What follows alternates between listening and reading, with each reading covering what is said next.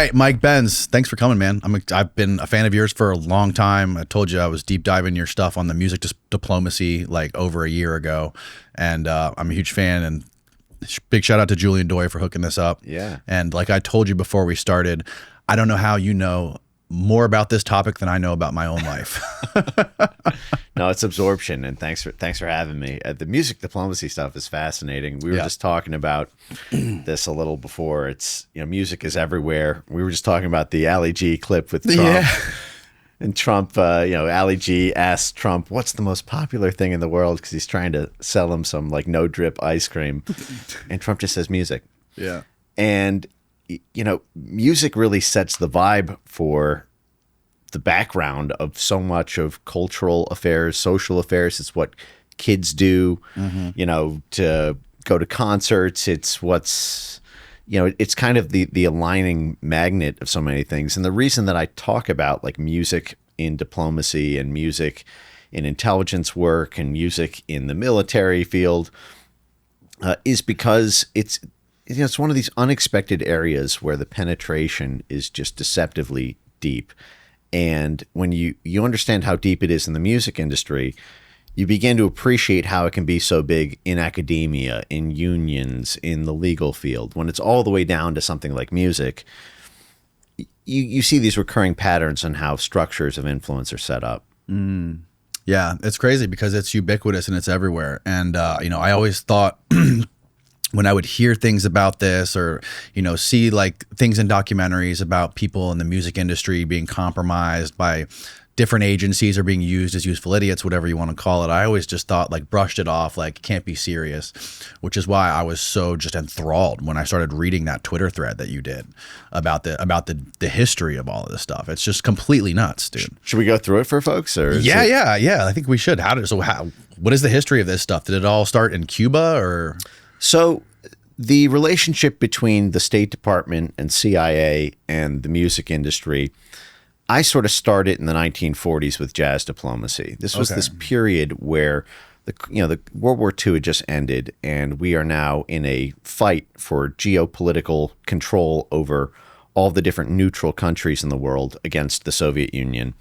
And the Soviet Union has this communist government, and they're making appeals to Africa, among other places, saying that the capitalist society in the West is racist, they're discriminating against black people, there's all this class injustice, so African countries should sign economic partnerships with the Soviet Union. They should have their governments be more aligned with the Soviet Union because they're more egalitarian. And so this was a lot of how the J. Edgar Hoover FBI was sort of calling a lot of folks who were pro-civil rights. They were calling them communists and Soviets because the Soviet Union was amplifying these kind of, there's racial discrimination against African-American, stuff on their own media channels. And so in Africa, what the State Department did is it took, who were very popular at the time, these black jazz musicians, Louis Armstrong and the like, and would fly them as essentially music diplomats to Africa and making the point to African diplomats and African civil society organizations that actually the West does not discriminate, the Soviets are wrong. And so you had these musical ambassador types of being flown around by, on taxpayer dime. And then with classical music around the same time, the CIA starts something called the Congress for Cultural Freedom, which is this big arts and literature and music hub. It's basically hundreds of poets, musicians, thought leaders in the art space, in the culture space, in the music space. Gloria Steinem was a part of that with the feminist movement. But among that were classical musicians. So at the time, Shostakovich and these kind of Russian classical composers were seen to be superior to like Western classical musicians. And so even in the classical music hub, the CIA organizes these conferences through the musical conferences, musical exchanges, musical concerts in Rome, in Paris, in Germany, through this CIA-funded cutout, the Congress for Cultural Freedom, in order to show that actually Western classical music is, competes on par and is better than Russian classical music. And then you had the whole rock and roll movement, where you had this export to essentially behind the Iron Curtain. You had this anti-authoritarian, challenging the government, rock music space. And a lot of this stuff was sponsored by the U.S. government, sponsoring rock concerts by the Berlin Wall to try to, show that we're against the big government of the Soviet Union and against Big Brother. Then you had this in the rap space. You mentioned Cuba. So in the early 2000s, the CIA, USAID, the State Department really began to turn attention to the rap and hip hop space as it, achieved this kind of cultural saturation, and did this in a bunch of countries. So a very famous one is this group called the San Isidro Collective in Cuba. In 2009, this CIA cutout called the National Endowment for Democracy, it was conceived of by the CIA director in 1983. The CIA gets a copy of every single grant that they give. This was disclosed in 1986 in the Washington Post. Its founder says, we were created because the CIA used to get in trouble in the 1960s and 70s. I'm sorry, groups seen as subsidized by the CIA were scandalized by that. So our endowment, NED, the National Endowment for Democracy, was set up so that we could fund the groups that the CIA, they'd be too scandalized to get from the CIA. Meanwhile, the CIA gets a copy of every single one of their grants. So it's just an empty cutout for it. So in 2009, they write this memo. They have this in-house journal called the Journal of Democracy. We pay for it as taxpayers. And in this 2009 memo, they're talking about how their attempts at regime change in Cuba have been unsuccessful, and they should try a more targeted Afro-Cuban strategy, because the Afro-Cuban population is actually is higher, I think, than it's like the highest, most popular demographic in Cuba, and yet they're underrepresented in the Cuban government, and there are grievances that can be inflamed in Cuba on that basis. And they did this demographic survey. Again, this is a CIA cutout doing this, and they say, okay, well, the Afro-Cuban population is disproportionately unemployed, prone to using drugs, and has cultural salience communicated through rap and hip hop music. A year later, they begin funding together with USAID. So it's USAID, which is a giant CIA money funnel, plus the CIA's effectively proprietary cutout, begin funneling money and aid to this rap collective called the San Isidro Movement, who pens this anthem about taking to the streets to rebel against the government. At the same time, USAID sets up a fake Twitter in Cuba. It's called Zunzanillo. This is a big scandal where humanitarian funds were earmarked for Pakistan by USAID, and then they were diverted through Cayman Islands banks to set up a Twitter knockoff. Because in 2009, 2010, this is when the Arab Spring was going on. Right. So you had these CIA social media revolutions, and so they wanted to bring a Cuban Spring there. So they have these insider documents that end up leaking a couple years later, where they say that the goal is to attract people, because Cuba at the time had banned Twitter, and so they wanted to make this look like this was by Cubans for Cubans. So USAID got these two unsuspecting business executives to set up this Twitter knockoff.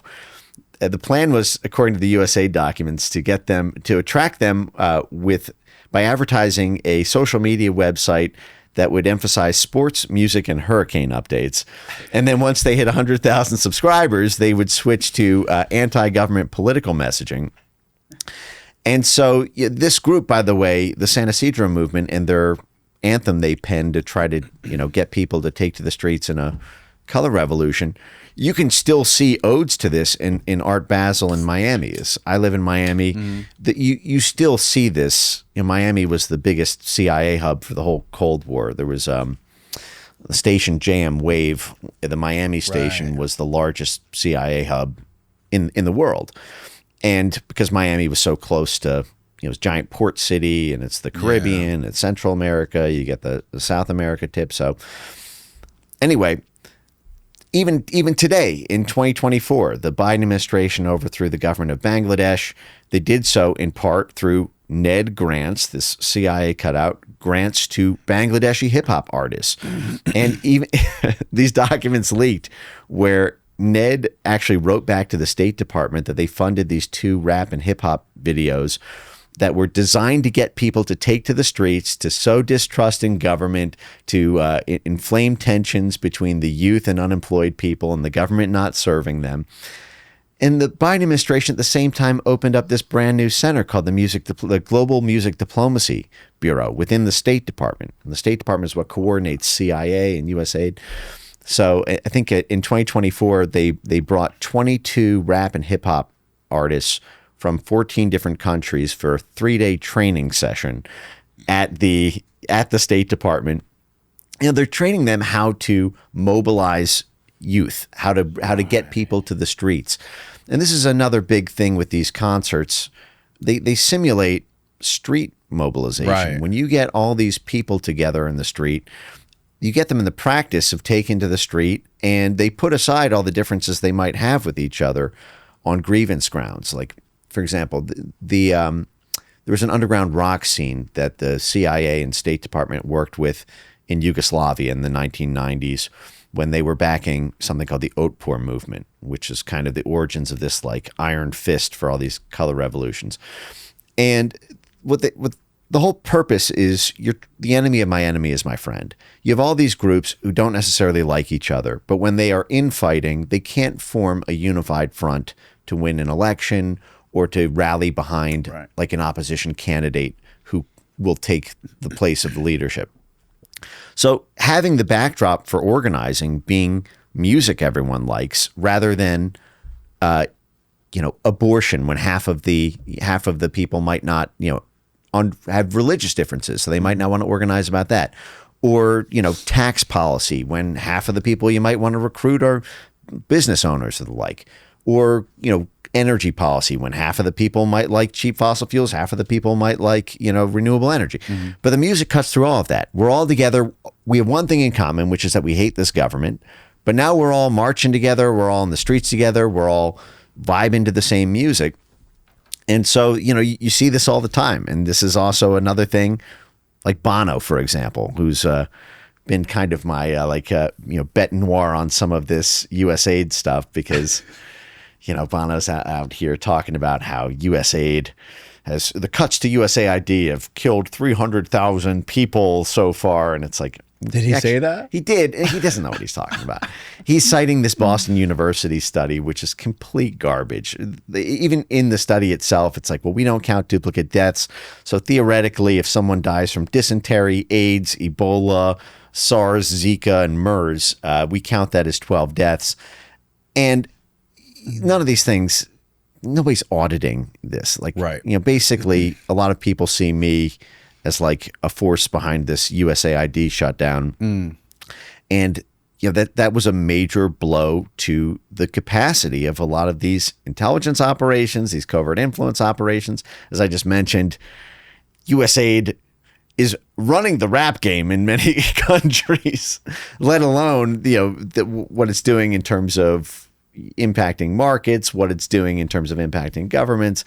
So there's a lot of people who are very angry at that, but they can't really think of a good reason to keep it in light of the fact that you don't see a lot of foreign leaders complaining about USAID being shut down. Like when Trump announced the shutdown of USAID, the president of Mexico came out and said, "Thank God." The president of El Salvador came out and said, "Thank God."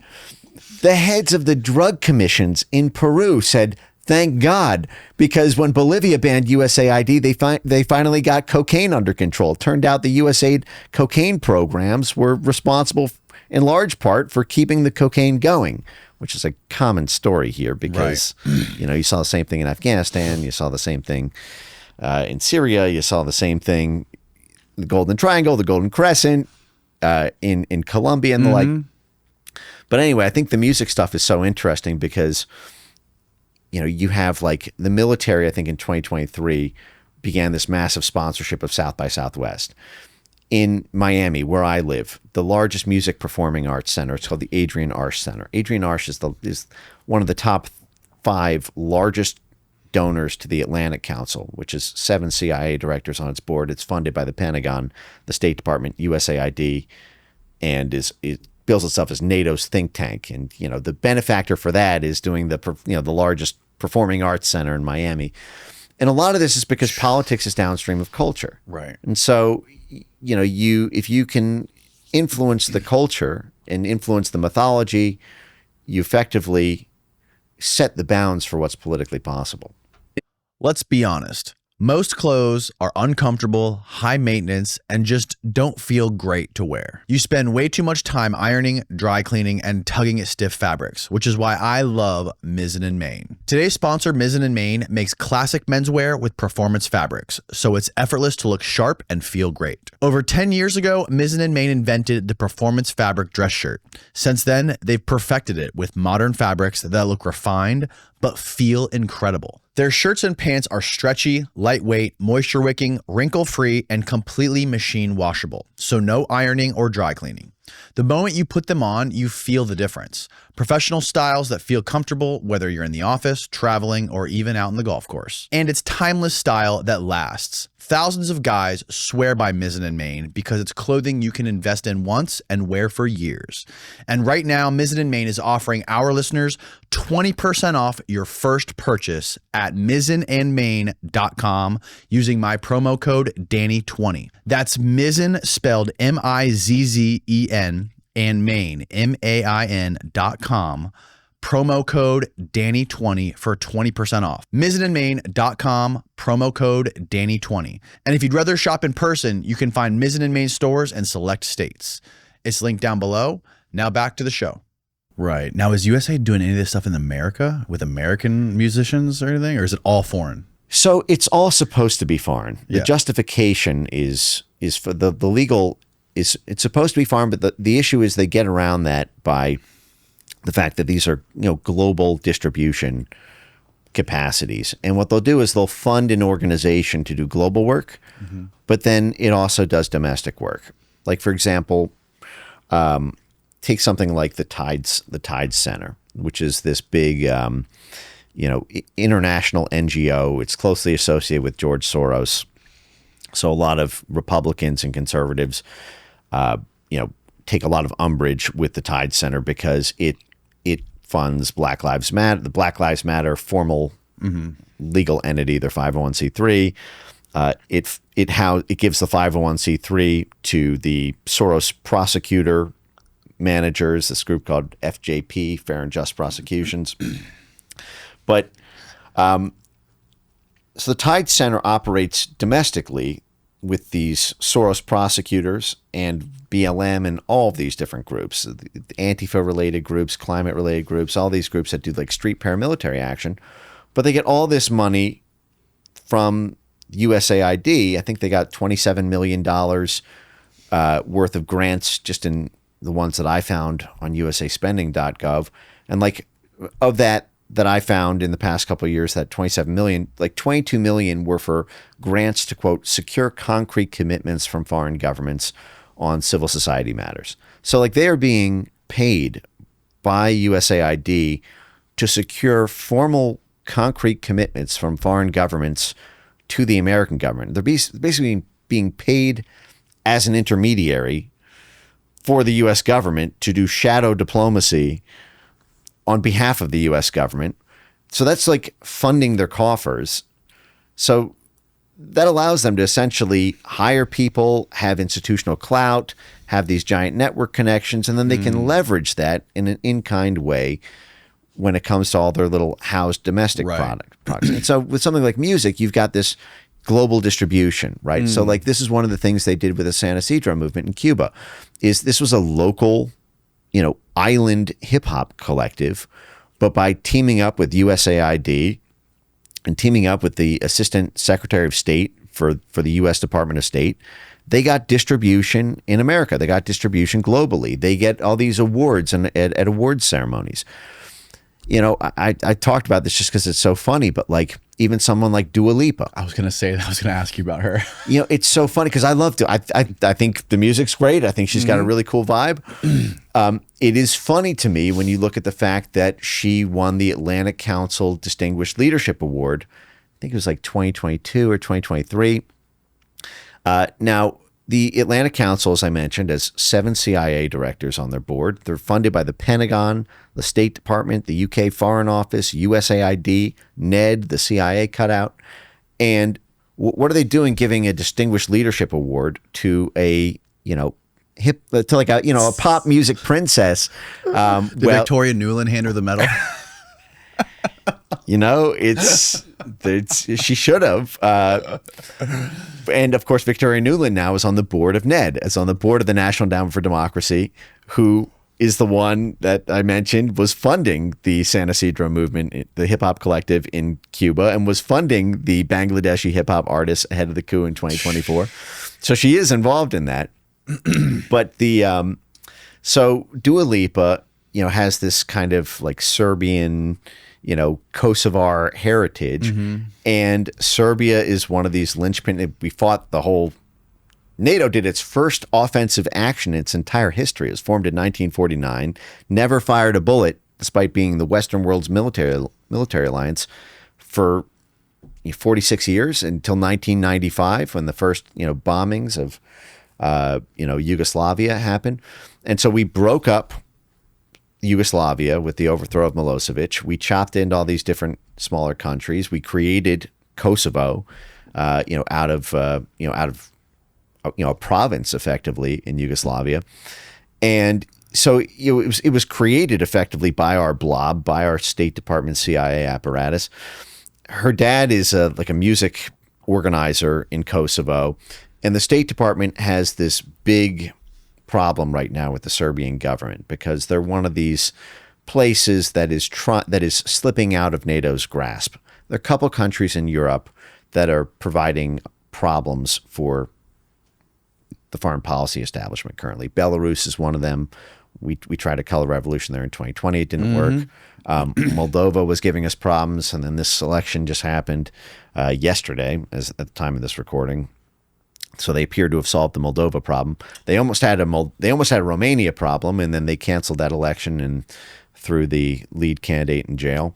But Serbia remains this kind of neutral state that folks believe is tilting towards Russia. And so what Dua Lipa has been campaigning on is this kind of Truth and Reconciliation Committee type thing to throw, they call it transitional justice. Whenever there's a transition to democracy, you impose the justice system on the previous administration so that they can't win an election again because everyone's in jail. This is like this State Department checklist strategy, because it's very expensive to run a revolution. What you want is a country that's on autopilot. You rig the election once, or you overthrow the government once, and then it achieves the state of what they call stability, democratic stability, which basically means it's like a one-party rule.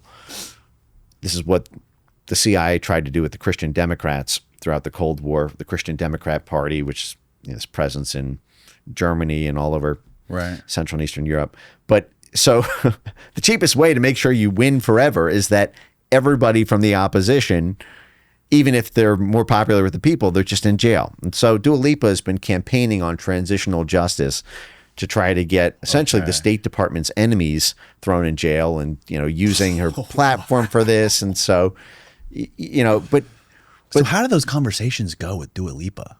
Like, is she aware of what she's doing? I don't know. I don't know about it. I mean, obviously, does her agent call her up and be like, "Yo, we may have to send this tweet. They copy and paste this, or like what?" It wouldn't need to be. And there's a lot of different examples here, because we can talk about Bono, which is like one of these just very clear cut cases, or you can talk about the Taylor Swift side, where these forces see Taylor Swift as a weapon, but I don't know to what extent Taylor is clued into it. And then I see Dua Lipa as being probably somewhere in between those, although this is speculation. I have no idea what her conversations are with her management or what's happening at the distribution level. there's a lot of these weird relationships between like creative artists, like the CIA type, agencies and their role in music distribution. I always think about that because like, obviously there's everybody online. I don't know if you've noticed, but every podcast host is compromised by a certain government or an intelligence agency, including me. I'm paid for by the CIA. But Let's go. Yeah, me too. I didn't get my check this month. And like, I always wonder, like, how many USAIDs are there in other countries that are trying to fund like media in the US, or like does the US intelligence actually fund US like podcasters? You would think like they would definitely thought about it, but like what would that be like? Like it would be too risky to like overtly do that. You would almost want to like do it in a way where they're not aware of it. Well, NATO, for example, I think it was published last year that they had just they have this, what do they call it, Societal Resilience Grant Fund, where I think there was like 26 TikTokers that they pay through this societal resilience fund to generate pro-NATO messaging. So it's very easy, for example, if you want that in the US and you can't legally do that through USAID or the US State Department, because those are supposed to face outward, you simply go to one of these international bodies like NATO that the US spends more than 50% of NATO funding comes from the US. Right.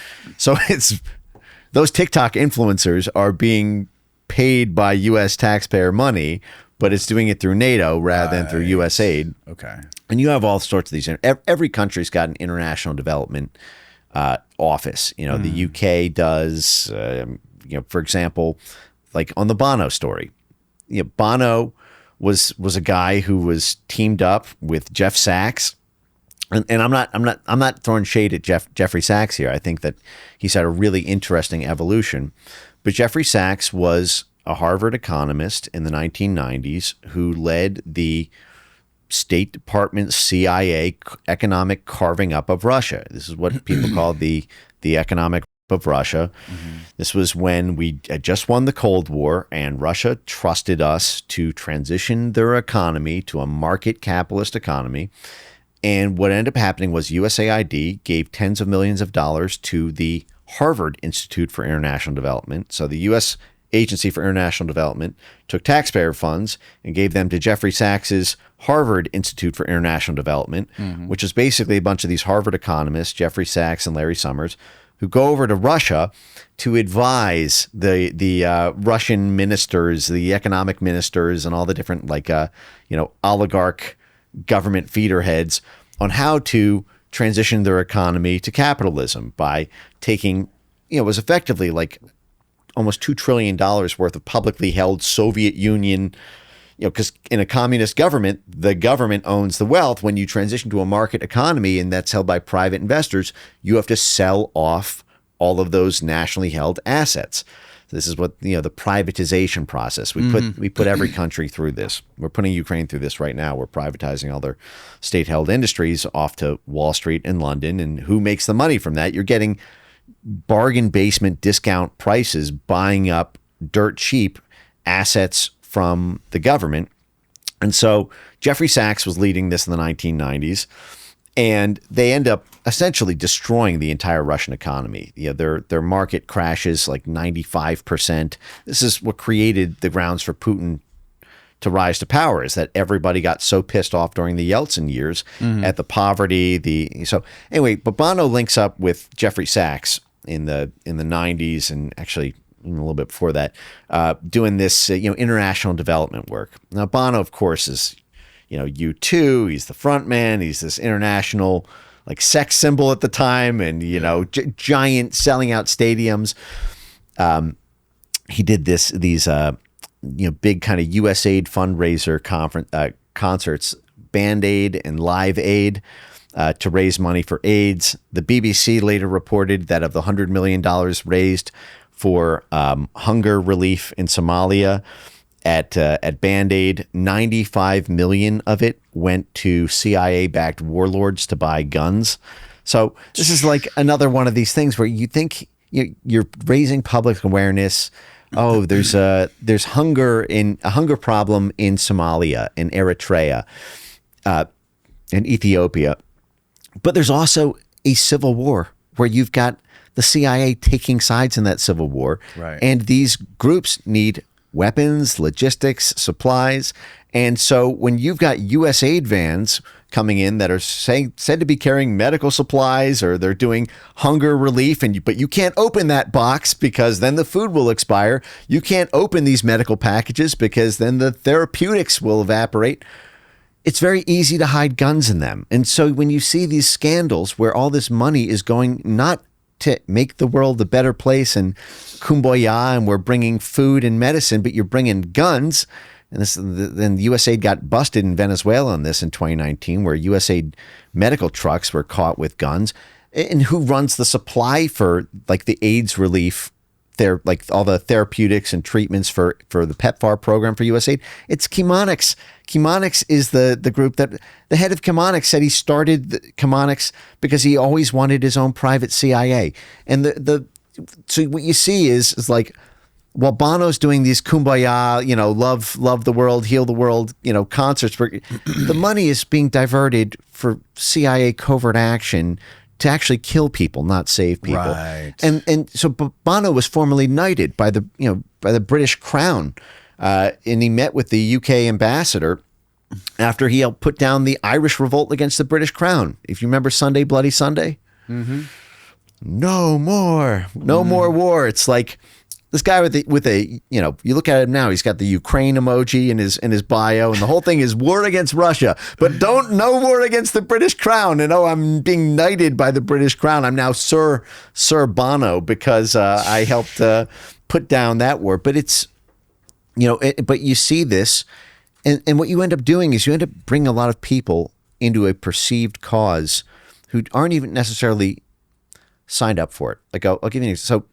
Bono does this AIDS fundraiser type thing, or he does this raise money for Ukraine concert.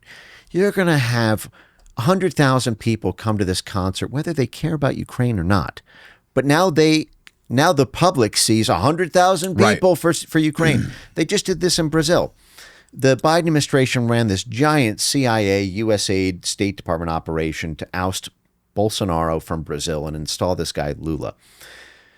There was this big, Brazil had this version of January 6th that they call January 8th. It's basically a very similar type strange event that happened in Brazil around the time of that election. And so what they did in Brazil is they did this big music concert about a month and a half ago to rally against amnesty for these January 8th prisoners. Brazil's trying to do through their parliament what Trump did for the January 6th folks. All the folks who were nonviolent on January 6th, got like a commutation of sentence and sort of pardon. And so they're trying to do that in Brazil. So what Brazil did is they organized this giant music conference, against the amnesty to try to get the stop the Senate from passing this amnesty of folks. And then the head of the or one of the ministers on the Supreme Court there, who's completely on the side of Lula, says, look, there are like 300,000 people who came out to this anti-amnesty event. The people's will is that there's no amnesty. And it's like, okay, well, you had all of the top performing music artists in Latin America and South America. These people, you can't say these people were there for the amnesty. They were there for the music. They were there for the music, and oh my God. But this then becomes a self-fulfilling prophecy. It's like the Kamala campaign where she had the Beyonce concerts. Everyone came to see Beyonce. Right. No, it's that every time. Did you know 1 in 8 Americans are currently on anti-anxiety medications? The Amanita muscaria mushroom is growing in popularity and is commonly used for things like anxiety and addiction. And I had some recently sent to me by today's sponsor, Minnesota Nice Ethnobotanicals. It's non-addictive and activates the same GABA receptors as benzodiazepines and alcohol, and making it a fantastic way to help taper dependency. Stress and anxiety make it easy to slip back into addiction, and that's why thousands are turning to Amanita muscaria from Minnesota Nice. It's not a magic bullet. Real recovery takes community and support, but this mushroom has been used for centuries to promote relaxation, improve sleep, and even enhance dreams. Its founder, Christian Rasmussen, used Amanita to overcome his own withdrawal and build Minnesota Nice to make natural healing accessible and affordable. Their capsules kick in within 1 hour and last up to 6 to 8 hours, and it costs a fraction of pharmaceuticals. And it's not just Amanita muscaria. They've got Blue Lotus gummies, yes, Blue Lotus in a gummy, Reishi for sleep, and more. Plus, they give back, like donating $12,000 to the Fungi Foundation for leading new research with brain mechanics. This is the kind of company I can get behind. Try their incredible new blend of ancient and modern technology.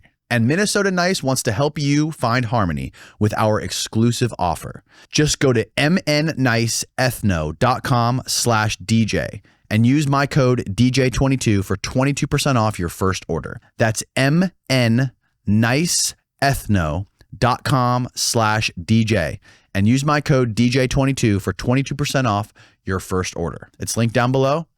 Now back to the show. And you see this like the Taylor Swift thing. Yeah. Do you mind if we just keep hitting this for a little bit? Yeah, I'm down, yeah. Because the Taylor Swift thing is so funny. So, all right. So this all started about 2 years ago. I was doing like a private live stream for my subscribers, and I was going through the NATO Psychological Operations Center YouTube page. This is a fabulous place. I encourage everyone to mine this for content before the NATO Psychological Operations YouTube page. Yes. So it's technically called the NATO Stratcom COE, which is the Stratcom stands for Strategic Communications, right. And the COE is the Center of Excellence. But it was set up in 2014 after NATO lost control over Crimea and the Donbass in Ukraine. So Victoria Nuland and the blob overthrows the democratically elected government in Ukraine. The EU. Fuck the EU, right. They install Yatsenyuk, but then they don't expect the counter coup when the entire eastern, I'm going to fuel up too, actually. Yeah. So they don't expect the entire eastern half of Ukraine to just completely break away and say, we're not going to respect the newly installed government that no one voted for. Right. And they don't expect Crimea to vote in an independent referendum to join the Russian Federation. So they blame this on what they called, first they called it the Gerasimov Doctrine. Gerasimov Doctrine? Yeah. This is a hilarious story, actually. So there's this NATO scholar named Mark Galeotti who after the counter coup in Ukraine in 2014, he finds this quote from this Russian general named Valery Gerasimov. Gerasimov wrote, the fundamental nature of war has changed. We no longer need to deploy militaries and tanks to defeat an opponent. All we need to do is control the information ecosystem, right. And especially social media now that that's emerged, with this Arab Spring phenomenon. And if we control the information system, then that determines who gets elected, and then the elected government will simply use the military however we want. So it's actually much cheaper, easier, and more effective to win the military war simply through winning the information war and getting the right person elected, rather than having a head-to-head military confrontation. So this was called the Gerasimov Doctrine. Russia is controlling social media and media. And that's why they voted for the Crimea referendum to join Russia. That's why the Donbass broke away. Now, 3 years later, Mark Galeotti would write a oopsie-poopsie article. I think it was in Foreign Affairs. And he wrote, it was called, "I'm sorry for creating the Gerasimov Doctrine." And what he writes in this, and you can look this up. This is like literally, you can just type in, "I'm sorry for the Gerasimov Doctrine," Mark Galeotti. And what he writes is, I actually, silly me, Gerasimov wasn't talking about the Russians when he said that. I sort of took it out of context. He was talking about what the United States and NATO do. He was talking about what we did during the Arab Spring. But by that point, like the horse had left the barn. We had already begun between 2014 and 2017. We spent billions of dollars on this concept of what we now call hybrid warfare. Yeah, here we go. I'm sorry for creating the Gerasimov Doctrine.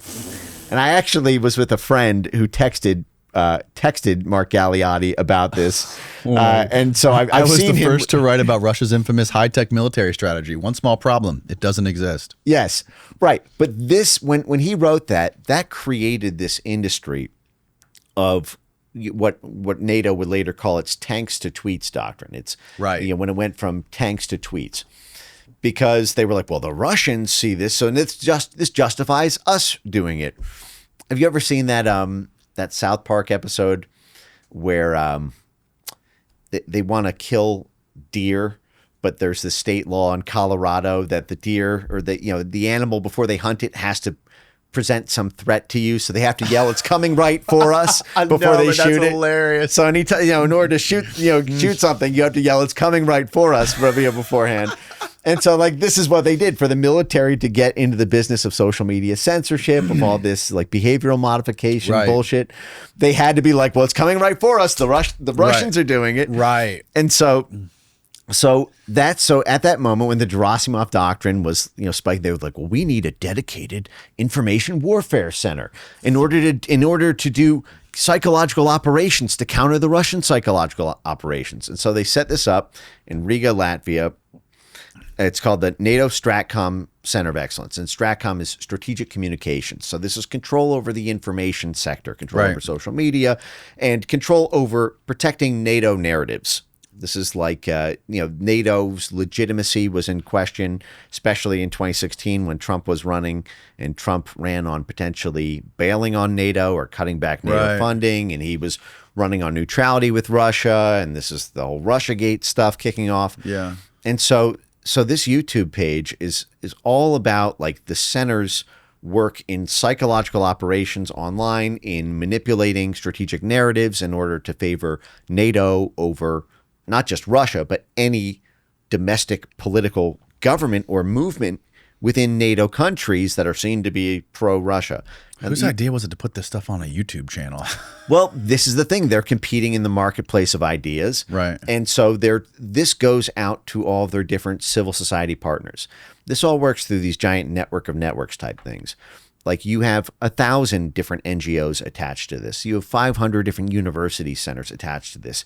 You've got, 5 or 6 dozen private for-profit companies or pop-up, consultancy firms or PR firms, and they all need to kind of drink from the common trough. Mm-hmm. So you need to have some level of public-facing information distribution for this.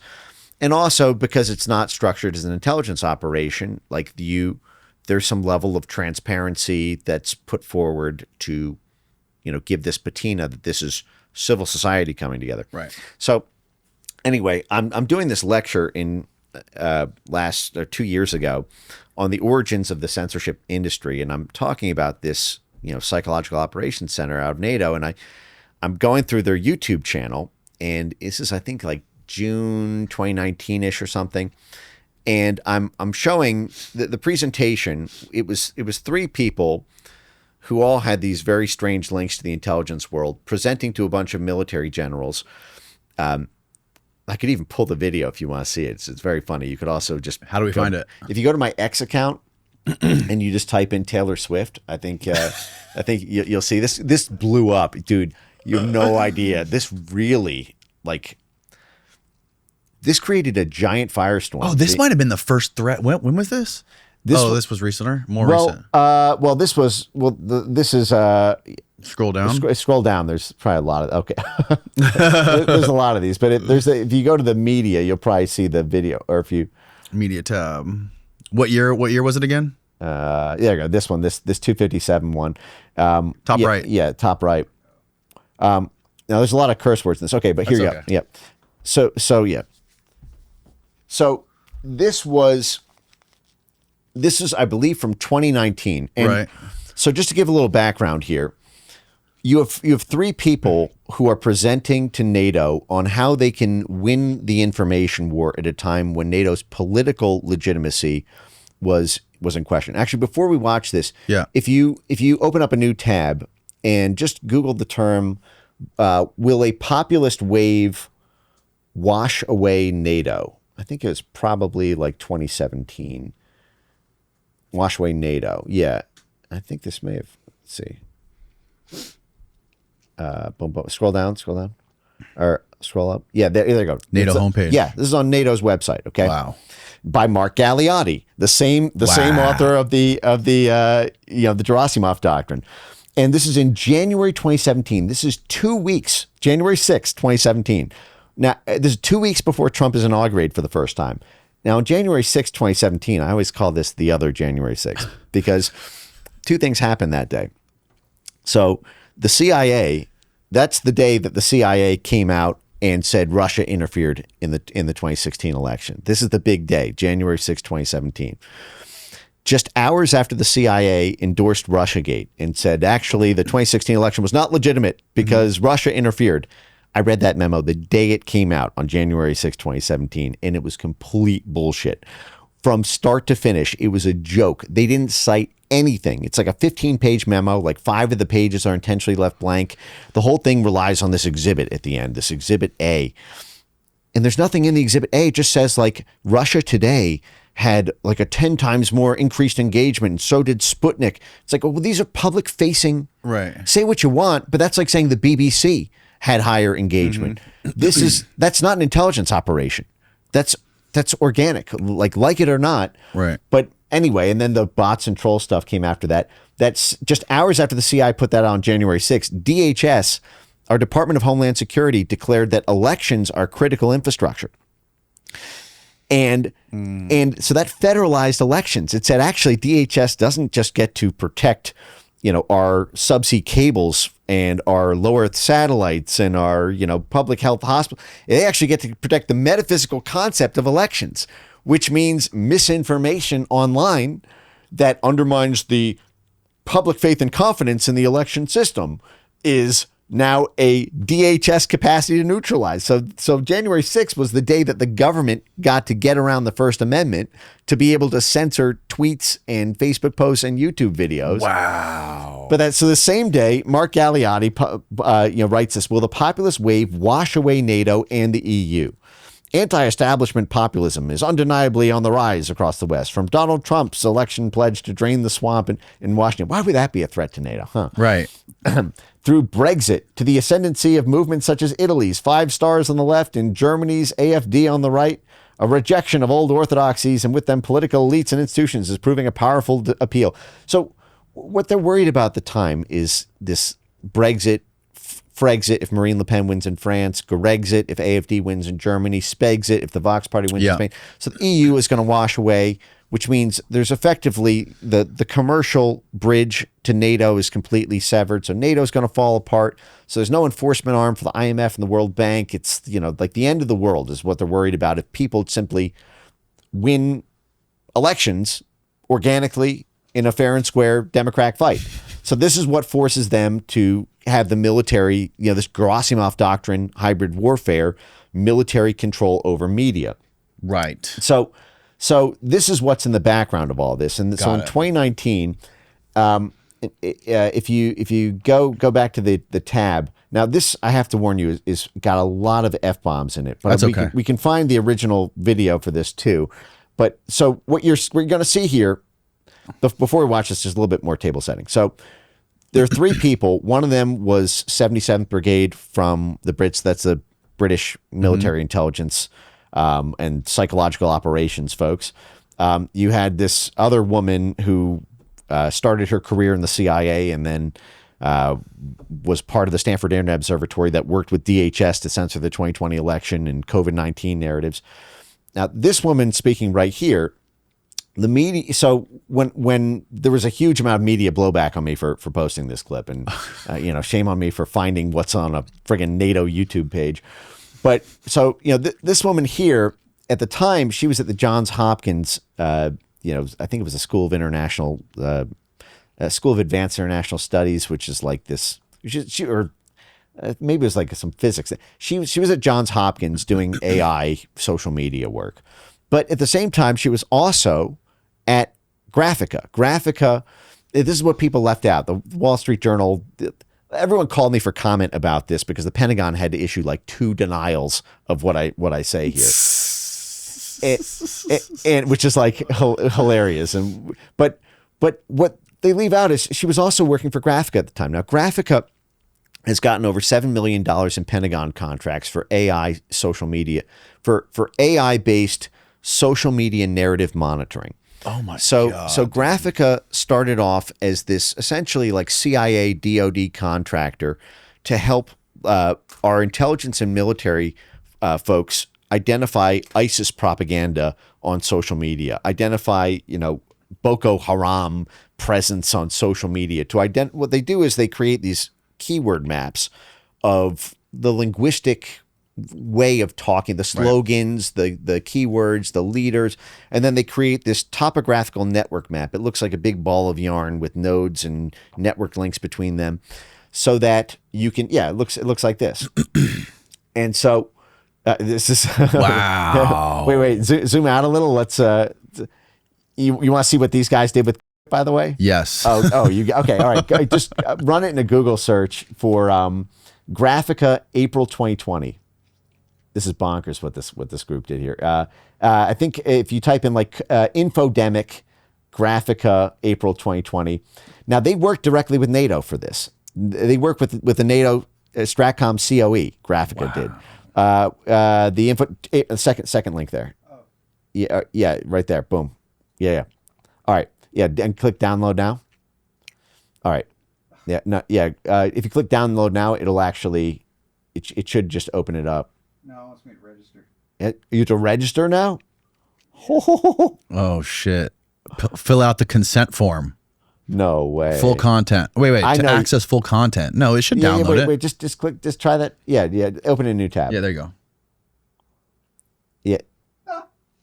Oh. Okay. No way. Check your download tab. This always happens every time I talk about something, because I've covered this a couple times. They said Mike Benz fucking out a form on that website now. Dude, DHS deleted a bunch of pages over this. The Arizona State University Censorship Center shut down its website. All right, just fill it out, Steve. We'll keep riffing. Yeah. Okay. All right. So, but well, why don't we start with the Taylor thing, Okay. and then we'll come back to this so you can see the kind of stuff that they're involved in. Perfect. So I just registered, and now they want, thank you for your submission. Okay, I got it in my email. Okay. Okay, cool. Okay. All right, Okay. yeah, go to the Well, Taylor if you got it, let's knock this out, because it's good background for seeing what they're going to say about Taylor Swift here. Okay. So you can Perfect. sort of see their way of seeing the world. But so just a little bit of background on this. So Graphika, again, they do this AI social media monitoring, and so they create essentially the hit list that NGOs and governments can use to tell platforms to take this down. Okay. So Graphika was one of the partners. Remember how I mentioned how on January 6, 2017, DHS got a get out of First Amendment free card by Yes. saying anything that questions elections is a DHS capacity to neutralize as a cyber threat. Right. Cyber misinformation threat actors are a threat to elections. And so Graphika was partnered with DHS to censor the 2020 election. Anyone who questioned mail-in ballots, if you got kicked off of YouTube for questioning mail-in ballots or early voting drop boxes or electronic voting machines, it's because Graphika drew you in a big-ass network chart. They ingested 859 million tweets and said 22 million of those tweets were misinformation because they delegitimized the election process. So then, this is like their business model. They're a for-profit company. Okay. And so if you start at the top here, you'll see what they did. Now here's a crazy thing here. All right, if you start on page 1, and then I'll just guide you with Control Fs on this. So all right, so this was published in April 2020, but they started on this right away. Now understand again, Graphika, they're a contractor for DoD and CIA, doing this first for terrorist groups, then for domestic political elections, and then for the pandemic. According to their own website on Graphika.com, they said that they started ingesting data to create this report on December 16th, 2019. The pneumonia-like symptoms in Wuhan were first reported on December 12th, 2019. So according to their own report, they started creating the global network map of misinformation about the origins of COVID-19 the week that COVID-19 started. A DoD CIA contractor to censor opponents of the DoD and CIA, according to their own website, started this censorship project to censor the origins of the week it was discovered. Now, when I published that on my foundation site, they said, no.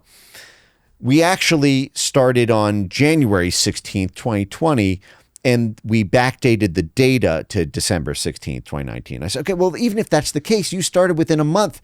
It wasn't even called 19 at the time. It was still the virus. Right.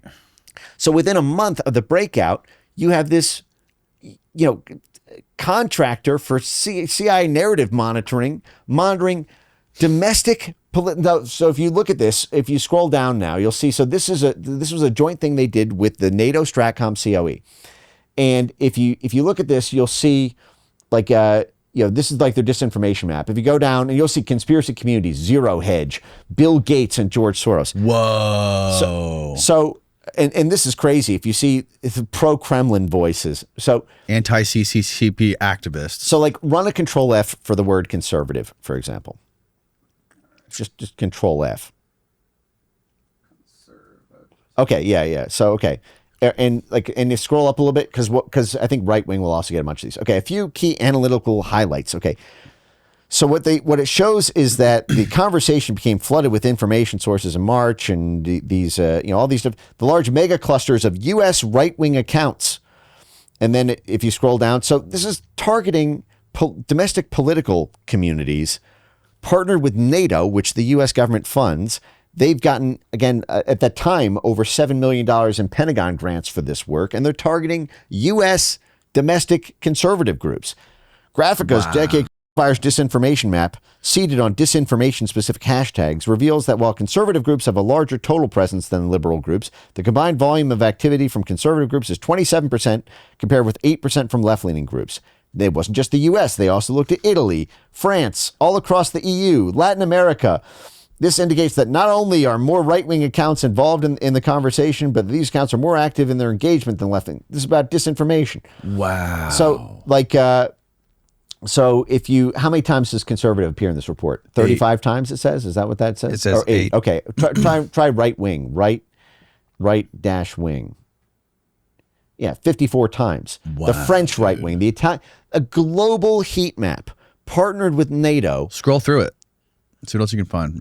Yeah. Just keep keeping the down button. U.S. right wing accounts, French right wing have been. Oh my god, dude. Anti-CCP and U.S. right wing clusters include videos of Guo Wengui. Right. It's like. But think about this. It's like Corona is a bioweapon. They're calling them anti-CCP groups. I mean, like is not Pentagon supposed to be?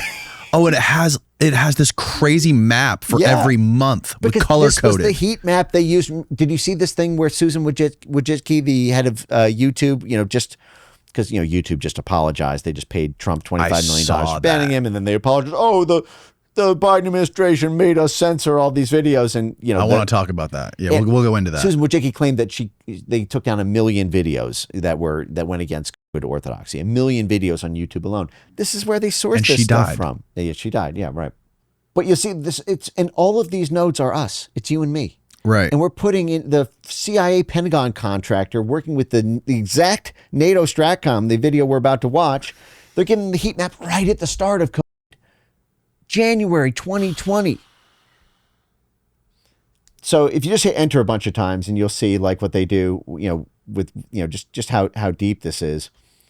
But like for example, put in Bill Gates, put in Gates. Because didn't Bill Gates have some crazy conference in New York right in November or Bill Gates? The Gates Foundation sponsored Event 201. Event 201, that's what it was. Event 201, which had Avril Haines, the deputy director of the Central Intelligence Agency, who then became the director of national intelligence, the head of the entire ODNI throughout the all of. They had her. They had one of the heads of Chinese intelligence, and they did this multi-day simulation of how of a bat-borne coronavirus from China coming from a wet market. And then the fourth segment was how to censor the internet to stop it. They had a tabletop simulation for how to call this, questions about the origins, disinformation. And this was before he broke out. This is October 2019. This is right beforehand. And the Gates, Gates who's invested in all these companies. And but what you see is NATO is literally mapping out everybody who criticizes. How much would you need to pay a PR firm to get the power of NATO, the Central Intelligence Agency, and the Pentagon to map everyone who criticizes you on social media so that those posts can be censored, so that your reputation can be pristine, so that all the policies you call for go unchallenged? They did this with Bill Gates. If you type in Soros, you'll see like they did. You'll see the right wing, left wing. They got everybody covered. This is insane, man. You see 16 this is times. So fucking scary. Soros, yeah. And so 23 times mapping everyone who challenges George Soros. Now, again, all this stuff, Soros is invested in all these pharma companies, by the way. The Soros Management Fund is neck deep. They are ass to elbow deep in like Abbott Labs, right. AstraZeneca. They made a huge bet on AstraZeneca ahead of the AstraZeneca, which ended up being recalled, by the way. But like by that point, you already had the full force and credit of the U.S. government, telling everyone, whatever becomes available, shove it up your butt. Doesn't matter which one it is. Could be Pfizer, could be Moderna, could be AstraZeneca, could be J&J. 23 times. And so Soros, when you see Soros co-investing in these CIA operations, like he did when in the 1980s, when he was partnered with USAID and the National Endowment for Democracy, and they're destabilizing all these Central and European governments, and then the Soros New York Management Fund, the hedge fund is betting on the foreign currency speculation. They're betting on the Forex markets, on the direction of these governments, while they're on the ground, essentially insider trading on, national security secrets, our covert operations. But you see this, Soros does this everywhere. And, he does this in Mongolia. He does this in Latin America. And so you'll always see Ned and Soros co-funding things. But just so you don't have to take my word for it, type in Graphika and NATO Stratcom COE. In fact, you can probably go to YouTube and do this. I've seen their YouTube videos together.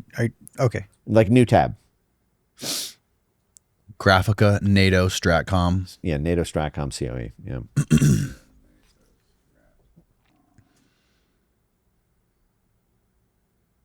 You gotta type in COE. Yeah, try COE. After Stratcom. And then type in like COVID or something after that too, and you'll see this. There you go. Well, wait, scroll up. You'll see it right there. NATO Stratcom COE is partnered with social media analysis firm Graphika to analyze and counter disinformation. They're literally joint partners, and if you type in COVID, you'll see that they did this with this very report. What is the state of this shit now? Is this still happening, or is they pulled this back, or what? What's going on? So here you go. You'll see this. You'll see all that stuff there. And if you go to YouTube, you'll see it. If you just click video, you'll see a bunch of these like joint videos that they've done together. Yeah, blah blah blah. There's a million of these. But, because we were a victim of this all throughout this time. Like our YouTube channel, we got put in purgatory many times, and now like we're to the point where we're terrified to talk about it. This episode is brought to you by Prize Picks. You and I make decisions every day, but with Prize Picks, being right can get you paid. Don't miss out on the excitement this season where it's good to be right. I've used other apps before, but with Prize Picks, I actually understand why people use this app. It's just clean, fast, and simpler than all the others. You can pick more or less on your player projections, throw a couple of your favorites into a lineup, and you're good to go. That's it. It's daily fantasy without the clutter. This week, I'm looking at Saquon Barkley. Can he punch in more than one rushing touchdown? Can Joe Burrow sling more than 2.5 touchdowns? Or can Josh Allen get over 270 passing yards? You scroll through, you make your lineup in less than a minute, and suddenly Sunday is twice as fun. And one of my favorite parts is if one of your guys goes down early and doesn't come back, you're not automatically sunk. They've got an injury reboot. Plus, all deposits and withdrawals are smooth. Venmo, Apple Pay, MasterCard, whatever works for you. No waiting to play or wondering where your money went. So if you're like me and you live for those what if I'm right moments during a football game, then Prize Picks is the way to go. Download the app and use my code DANNY to get $50 in lineups after you play your first $5 lineup. That's code DANNY to get $50 in lineups after you play your first $5 lineup. Prize Picks. It's good to be right.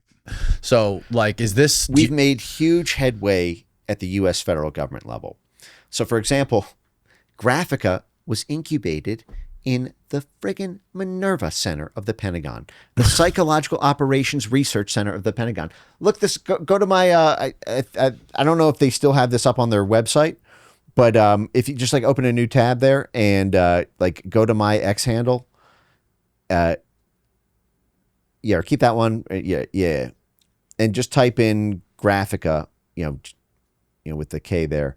And you'll see I pulled the screenshots in case they took it down from the website. And scroll down. Or if you type in Minerva, actually, do Minerva. MINRVA. Yeah. Or MINRVA. Yeah. No E.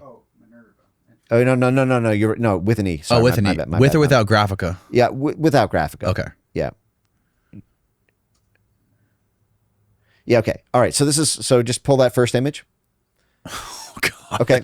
So here is, the grants that Graphika gets. Okay. So you'll see it's the Senate Intelligence Committee. So that's the committee that oversees the CIA. DARPA, the Knight Foundation, who my foundation just published a big report about. The Knight Foundation has given over $107 million in disinformation grants to all these NGOs and private companies to flag disinformation. Over $100 million. Well, we just published this report this week. Oh, wow. But the Knight Foundation, they funded the Stanford Internet Observatory. They funded they're at Georgetown now. They fund and the Knight Foundation is huge in Miami, by the way. They fund all these performing arts centers in Miami while they're partnered with the CIA, DARPA. Back to this music thing. But you'll see at the bottom left there, it says Minerva Initiative, because Graphika was partnered with the Pentagon's Psychological Operations Research Center to study Russian disinformation, create these network maps. It was all Trump supporters. They were like flagging like Alec Baldwin, like Adam Baldwin, as a Russian. But so if you go to the next one, like you'll see there's a Minerva Research Initiative, which is the DoD's social, cultural, behavioral, and political forces. So this is shaping culture, behavior, and politics through our War Department. And if you like, this has had some controversy associated. If you go to the next image, but let me show you a couple other things from it actually. So if you go back to just click the X button and scroll down. Scroll down a little more. Yeah, okay. So like right here. Okay, so this is kind of stuff that Minerva Initiative was funding. Okay, because you asked what's the state of this? Yeah, the Minerva Initiative ceases to be. It is an ex-Minerva Initiative. Everyone should thank Pete Hegseth for that. We've gotten so many wins at the U.S. federal level, and among them is Graphika's main, government partner for so many years that does the psychological operations work is now shut down. So this is like one of their grants, post-conflict security structures and citizen buy-in. This project seeks to understand how to stabilize those precarious moments when the state needs to reestablish itself as the accepted authority and create citizen buy-in. So this is the Pentagon farming out psychology research for how to make citizens buy in to the government. This is what they're doing with COVID policy. Citizen buy-in to establish the government as the accepted authority. And I pulled a bunch of these other grants. If you hit the X button, or even if you, like scroll down, or wait, okay. So here's another one, like climate change and alternative governance. So if you scroll down, so this project answers key questions about how different actors contribute to or impede climate governance, from long-term challenges to crisis response, how these actors compete or cooperate as governors, how these connections impact actors' legitimacy and authority, and how civilians interact with them and attribute responsibility, negatively or positively, for climate management. So this is basically the Pentagon, which is effectively our Department of Energy as well. This is whenever we do Pentagon stuff, the oil and gas folks. This is just billions of dollars going into creating the Truman Show for the citizens of the United States. Exactly what it is. This is literally the Pentagon's Psychological Operations Center, Research Center, giving grants to Texas A&M, by the way, which is like, I've described the pre-Donald Trump era, like from Truman until Trump, politics in Washington was always like Texas A&M versus Yale. It was like the Cowboys versus the Yankees. It was the George Bush, military and oil and gas mafia against the New York, hedge fund world. And so you had, so I just think this is funny. This is where the Bush Intelligence School is at Texas A&M. But what they're doing is they're creating heat maps of anyone who challenges the U.S. government installed energy policies in foreign countries so that they can neutralize any citizen who's got more legitimacy in the eyes of the citizenry than the public. And I've got a bunch more of these grants if you go to that whole thread, but coming back, if you scroll down, maybe just in the thread there on the right, you'll see this minerva.defense.gov. This is okay. So click this, the second image there, maybe. Yeah. Try that. Oh yeah. And you'll see so what they're doing here, this is the U.S.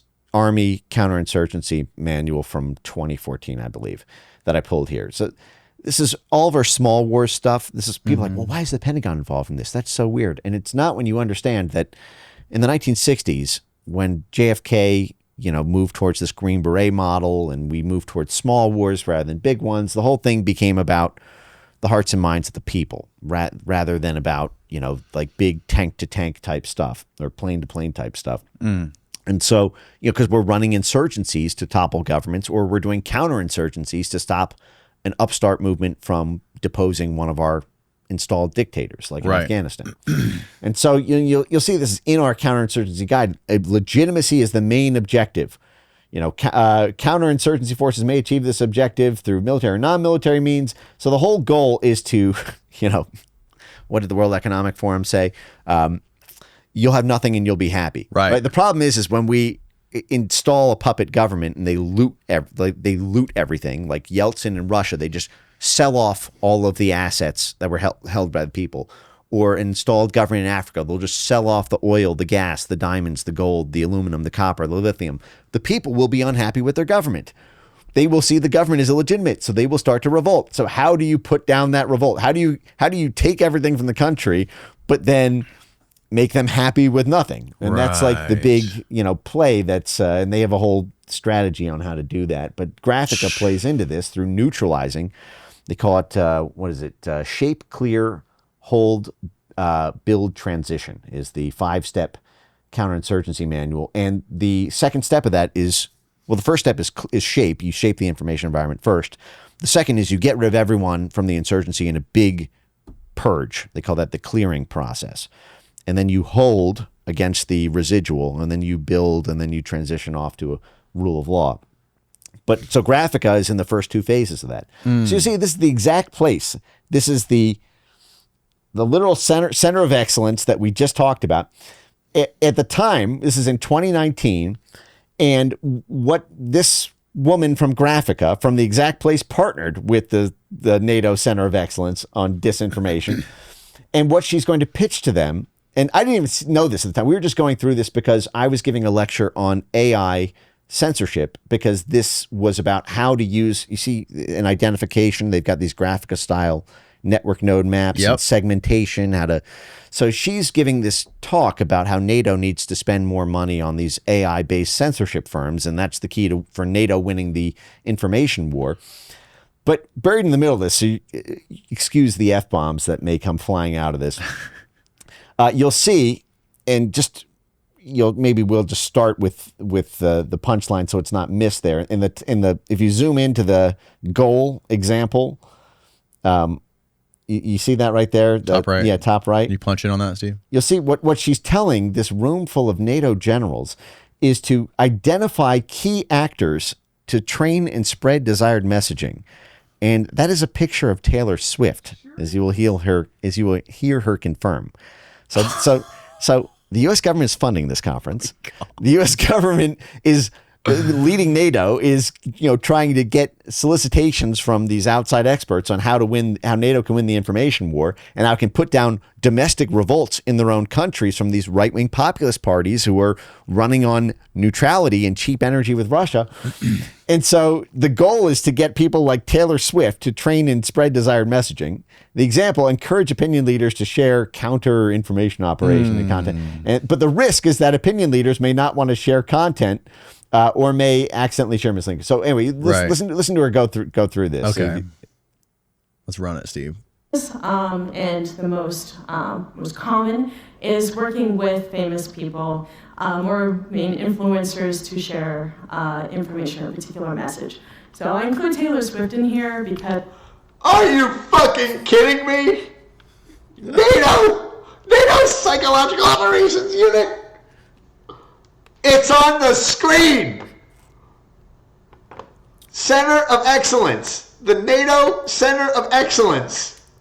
In 2019, Taylor fucking Swift, who I probably rage posted about 1,400 times about as a geopolitical instrument of statecraft because her goddamn IP discography was purchased by the fucking Carlyle Group. The Carlyle Group, the private equity arm of the Iraq War, with Dick Cheney on its board and the entire Halliburton, West Texas oil mafia.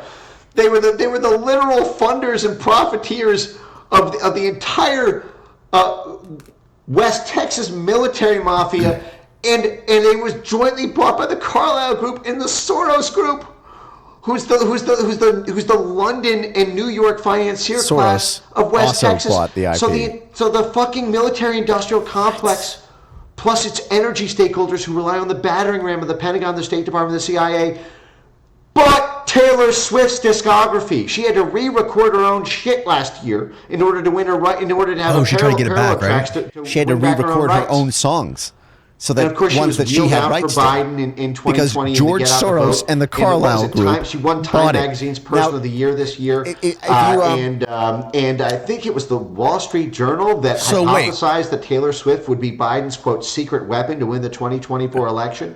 Oh, and by the way, her Eras tour, which is has the economy of I think top 20 nation states by GDP in the entire globe. Her tour. Taylor Swift is a cultural battering. Pause right there. Pause right there. So what happened here is, again, understand NATO and the EU are like the same. Just the commercial arm and the military arm are the same thing. Okay. And so the EU, the head of the EU, came out and solicited Taylor Swift when she was like wrapping up her Eras tour to do another leg in Europe ahead of the European election so that she could do a get out the vote drive for pro-EU candidates. It's the same thing that they're doing with NATO narratives in a general sense. They're trying to rig elections. They're doing the Beyonce strategy that you outlined. But this is another one of these things. And actually, if you go to my page and you type in Rumsfeld, if you go to my X account, I'll just show you another example of this. Just since we're hitting on the military and the music. Yeah. So she sold her IP to George Soros and the Carlyle Group. Yeah. And then they wouldn't, she tried to buy it back and they refused? Well, because I think it was, I don't know that, I mean, there's a whole operation around her. I don't know that she necessarily wanted to do it or if it was done through her man. I think she sued her, like, was it Scooter Braun? Scooter, yes. Yeah, she sued, I think she said she didn't really consent or like she was misled about the thing. And she has got some lawsuit against all of them. I don't know what the status of it is. Wait, scroll down a little bit. Scroll down, or is that the only one? Okay. How about Copeland? Type in Copeland. So, because we're getting to this, like, well, how does this music get distributed and things like this? Okay, so all right. Before we play this, I'm just gonna read it. So here's Miles Copeland, the manager of Sting and the Police, producer for REM, Dead Kennedys, and more, talking about how the Pentagon recruited him to swing hearts and minds in the Middle East. Now, a little bit. Wow. Now, Miles Copeland, before he was the manager of Sting and the Police and producer for REM and all these groups, was it father, or I think it was his father, maybe grandfather. Miles, the original, I think this is Miles. The original Miles Copeland was one of the founding members of the OSS and was part of the original group that did the CIA's first covert action in Italy in 1948. He wrote a book. If you open up a new tab and you type in Miles Copeland, Cloak and Dagger.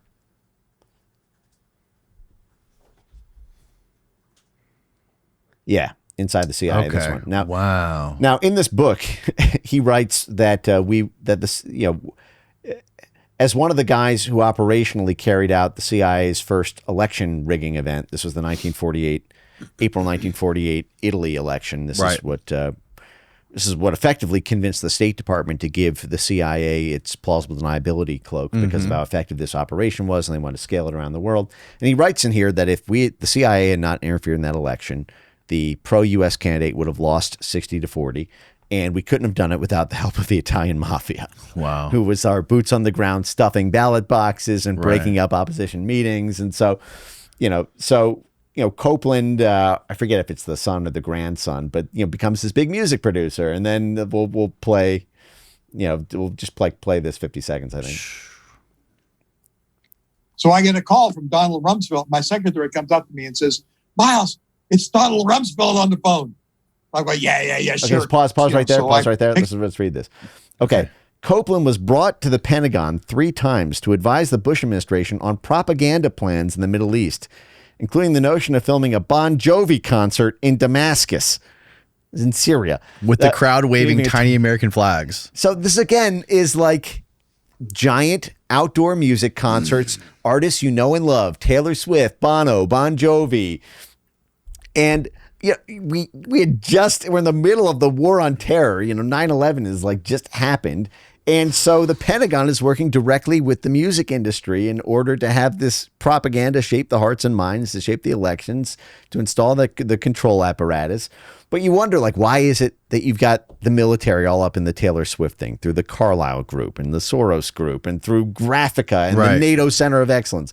Why is it that you've got Bono doing the war profiteering, for the Ukraine war, but breaking up, paramilitary threats against the UK coming from the Irish? Why is it that the Pentagon is sponsoring South by Southwest? Why is it that you've got these Pentagon USAID contracts to Bangladeshi hip hop artists and Cuban rap groups and the military effectively sponsoring rock concerts at the Berlin Wall? And it's the same thing over and over again. But if you just play the clip, you'll see how it plays out. Pick up the phone, thinking this is a joke. And it's the Deputy Secretary of Defense, Tori Clark. And she says, we hear that you know about our music, and we think there might be a way to win hearts and minds in the Middle East. And would you help us come up with some programs that we might do and put forward that helps us, make the Iraqis not hate us, Well, I said, well, sure, I'm a loyal American. I'm happy to help. The plan is to find 12 girls who will be the basis of a show featuring Arab dance and Arab music. Okay, all right, we'll pause there. But it's everywhere. We do this everywhere. It's a checklist item. It's insane. Okay, that was crazy. That was a crazy deep dive into all this stuff. Fascinating shit. But I want to transition a little bit. One of the things that I really want to try to understand better is this whole sort of backdoor way of, and I think you explained that you were working in the cyber program of where again? State Department. Of the State Department, right? And then you said, I think you mentioned that you got a call or something from Facebook. Yeah. And they were getting pressure from other countries. It was Google. Yeah. So in some way, all these other countries, like in Europe and in South America, like Brazil, are censoring everything and somehow we're using these other countries to pressure us to censor the same way they're doing it, right? Yeah. So our government is really I gotta get rid of these things. Yeah. Our government is really unique in that we have a First Amendment, which is this very ironclad protection against government's ability to compel the censorship of speech. Mm-hmm. There's no other country on planet Earth that has that protection. So what happened in Europe is you had this transatlantic agenda, this set of stakeholders who all profit off of what people call like globalist action. Like, for example, if there's going to be a transition in the energy market, there are all these stakeholders who are going to profit from that transition. They're going to, profit from the lithium and the cobalt rather than from the fossil fuels. And if you can argue, for example, well, this will hurt our military enemies like Russia because they are as John McCain said, a gas station with a military. When we transition the global market away from gas and we do these mandates away from gas, then, we're knocking out two birds with one stone. But that requires this kind of global collective action. And also what happens in one of these countries impacts what happens in the other. When Donald Trump wins the election here in the U.S., that impacts what happens in Europe. When Poland just had an election. What happens in Poland's election will determine whether or not the U.S. war policy in Ukraine is as effective, because Poland is the big vector for the liquefied natural gas that the U.S. is shipping from Houston to use Ukraine's gas architecture. By cutting out Russia, if Poland decides actually we want neutrality with Russia and they don't want to allow these gas transits, or they don't get enough of a cut, then that would be a big problem. So this is a big transatlantic community, if you will, big transatlantic blob. And with the restrictions in the First Amendment, this capacity to censor the internet is limited with what can be done out of the U.S. federal government. They got away with it for a time, essentially from like 2017 to 2024, mostly because people didn't know what they were doing. They had not been exposed. They had not been sued. There was not really, political force mobilized to actually hold them accountable to the First Amendment. And as that has dropped off, we've cut the USAID funds. We've cut the State Department funds for this. We've cut the Pentagon programs doing this, most of them. We've cut the National Science Foundation funds for this. We've cut the DHS role in this. Like, they are now more and more reliant on foreign censorship laws that force U.S. social media companies to censor in order to keep their markets or suffer giant fines. So, like, for example, the Google call that I got in 2020 was about this set of regulations in Europe called the EU Digital Markets Act, Digital Services Act. Now, the Digital Services Act is the Digital Censorship Act. That's like, if you're providing digital services like social media platforms, you need to be answerable to our disinformation code of practice. You need to work with the EU Digital Commission to censor any narratives that the EU calls disinformation. Now, this was championed by the U.S. State Department as a way to get around the First Amendment. When they first started setting up the censorship architecture, they were very careful to try to structure it in a way that was in a legal gray area where they thought they might be able to get away with it. The Atlantic Council, which is, as I mentioned, was funded not just by the Pentagon, has 7 CIA directors on its board, and one of the biggest contributors is Adrian Arch, who runs all the arts and culture stuff in Miami. They wrote this memo in 2018, right before the first domestic censorship agency in the U.S. federal government was set up. It's called CISA. It's got a really boring name, the Cybersecurity and Infrastructure Security Agency. Yeah, but all that means is elections at the time, anything that's deemed critical infrastructure in the cyberspace is censorable by DHS's CISA unit. So as I mentioned, on January 6, 2017, they said elections are critical infrastructure. So CISA could tell, it could essentially hire this outside group to tell companies to, ban anyone questioning Dominion, or then later they declared public health to be critical infrastructure. So anyone who questioned COVID, CISA did that too. But when the Atlantic Council was first coming up with this idea for CISA's censorship operation, they published a series of memos they called Forward Defense.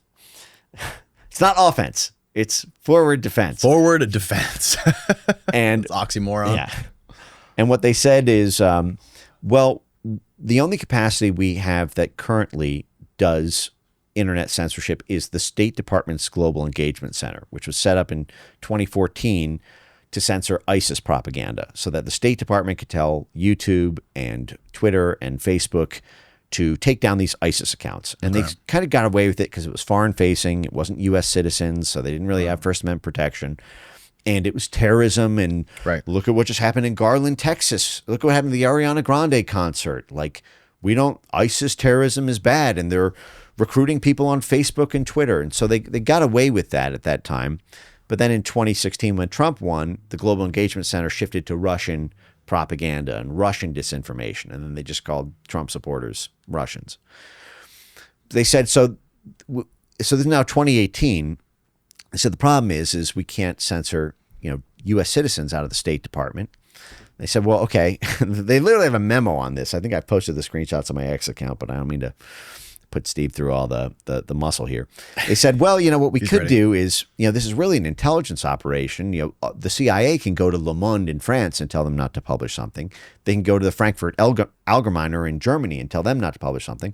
So they could go to the social media companies and tell them, tell them not to publish something. Mm-hmm. They said, but we can't do that domestically with the CIA. Because now technically you might be able to under some counterintelligence thing. This is how they saw it. Isn't that what the Twitter files were? Yeah. Okay. Yeah, and who got busted in the Twitter files doing this? It was the Atlantic Council itself, which had this whole unit called the DFR lab that was flagging tens of thousands of posts. The Atlantic Council was formerly partnered with DHS, and it was their idea. Again, 7 CIA directors on their board, and they got 3 former DHS secretaries, Michael Chertoff and all these folks. They got Jed Johnson to co-sign this. He was the one who signed the executive order on January 6, 2017 to set this all up. And so they said, okay, well, how about the FBI? The FBI's got domestic jurisdiction and it's an intelligence agency. They said, the problem with that is the FBI has a legal requirement as the investigative arm of the Justice Department to have a predicate of lawbreaking. And it's not illegal to support Donald Trump or to, later question COVID-19. So what's the only other domestic intelligence equity you have? You have 17 intelligence agencies. Only 2 of them are domestic, FBI, DHS. They said DHS is not beholden to the Justice Department. It can be standalone. They don't need a law-breaking predicate to do this. So they essentially, out of DHS, created this combination of the CIA's powers abroad with the FBI's jurisdiction at home. They actually bragged about this on tape at an October 2021 disinformation conference at CISA. They bragged about how they pulled off this structure of this kind of domestic CIA fusing these things. Can't the CIA do it under counterintelligence? Yeah, they could if it had a foreign nexus. In theory, they could say this is sort of like if it was just Russiagate stuff, it would be unseemly. It would have political blowback. They could probably argue because you can target a U.S. citizen who's accused of being a Russian agent under the CIA. This is how they were able to plant, spies, CIA spies on Trump's campaign. It was like they said, well, listen, there's a suspected Russian connection, and so we can spy on our own citizens to stop spies from foreign countries. That's like how they always get away with it. Right.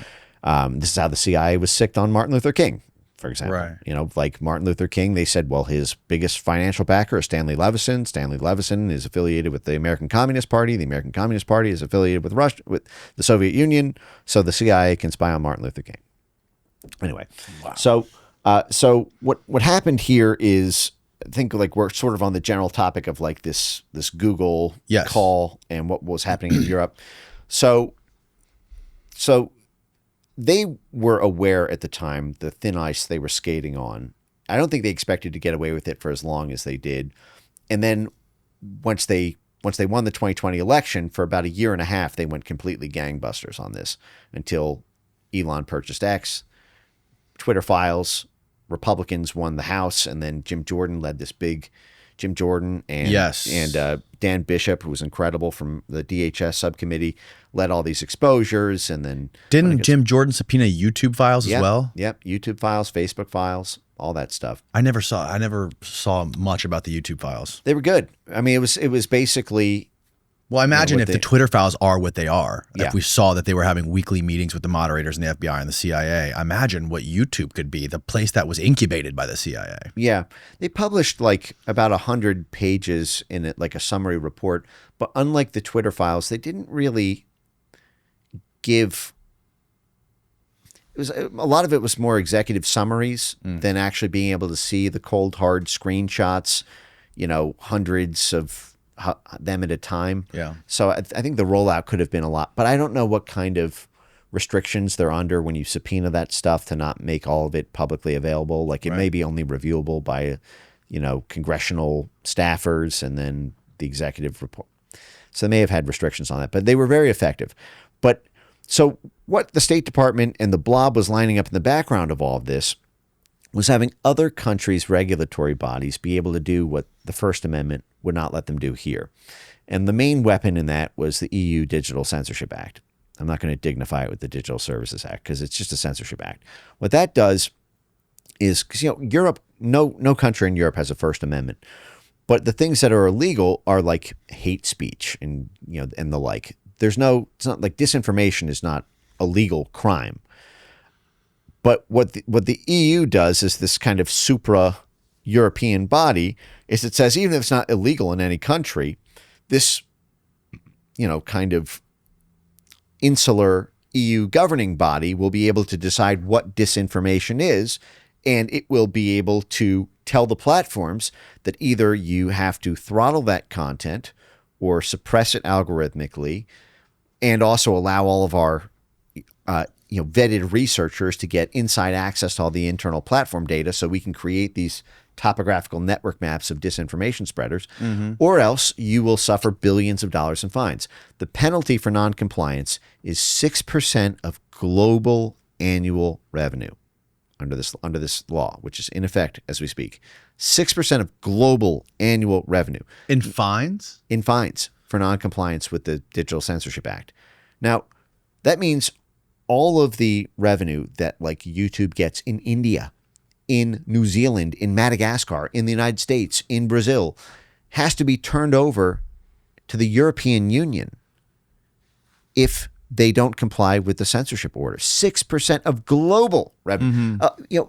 A lot of companies, most Fortune 500 companies, operate at like a, what is the typical private equity fund milestone is like 8%, right? That's like a good return on investment where the performance fee kicks in, and this is 6%, not of profit, like total, like 6% of all revenue, right? Which means a lot of companies don't even have a 6% profit margin, right? Let alone So the alternative is you lose the EU market, and how can you be a global social media platform without access to the 550 million people in Europe? So they're completely under the gun of this, and this is now all of the people who determine what disinformation is are the worst people on earth that you can imagine to do this. I can imagine. Like I'll give you an example. Like Newsguard is partnered with the EU Digital Commission on this. Right. John Kiriaki was showing me this stuff. And who's on the board of Newsguard? Oh my God, it's diabolical. Rick Stengel, the former head of the Global Engagement Center, who as we talked about was the OG U.S. censorship agency. Anders Fogh Rasmussen, the former head of NATO, he was the guy who was the head of NATO from 2009 to 2014. 2014 is right when the Gerasimov Doctrine kicks off. He's the guy who sets up effectively the NATO Stratcom COE. And then now he's the guy on the board, that's of the company that's directly partnered with the EU Digital Commission to determine what disinformation is. You can just look this up. Well, go to the Board of Advisors. Oh, advisors. Yeah. Yeah, this is advising on what disinformation is. Just go to their website. I'm sure it's listed on their website. Yeah. Well, let's maybe maybe not. The archive it definitely was. I mean, if you just go to my X account, you'll see all the screenshots. But our team. Go to our team. Editorial. Go down to advisors. Keep going. Unless they scrub this, which would be hilarious. Keep going. No, just keep scrolling down.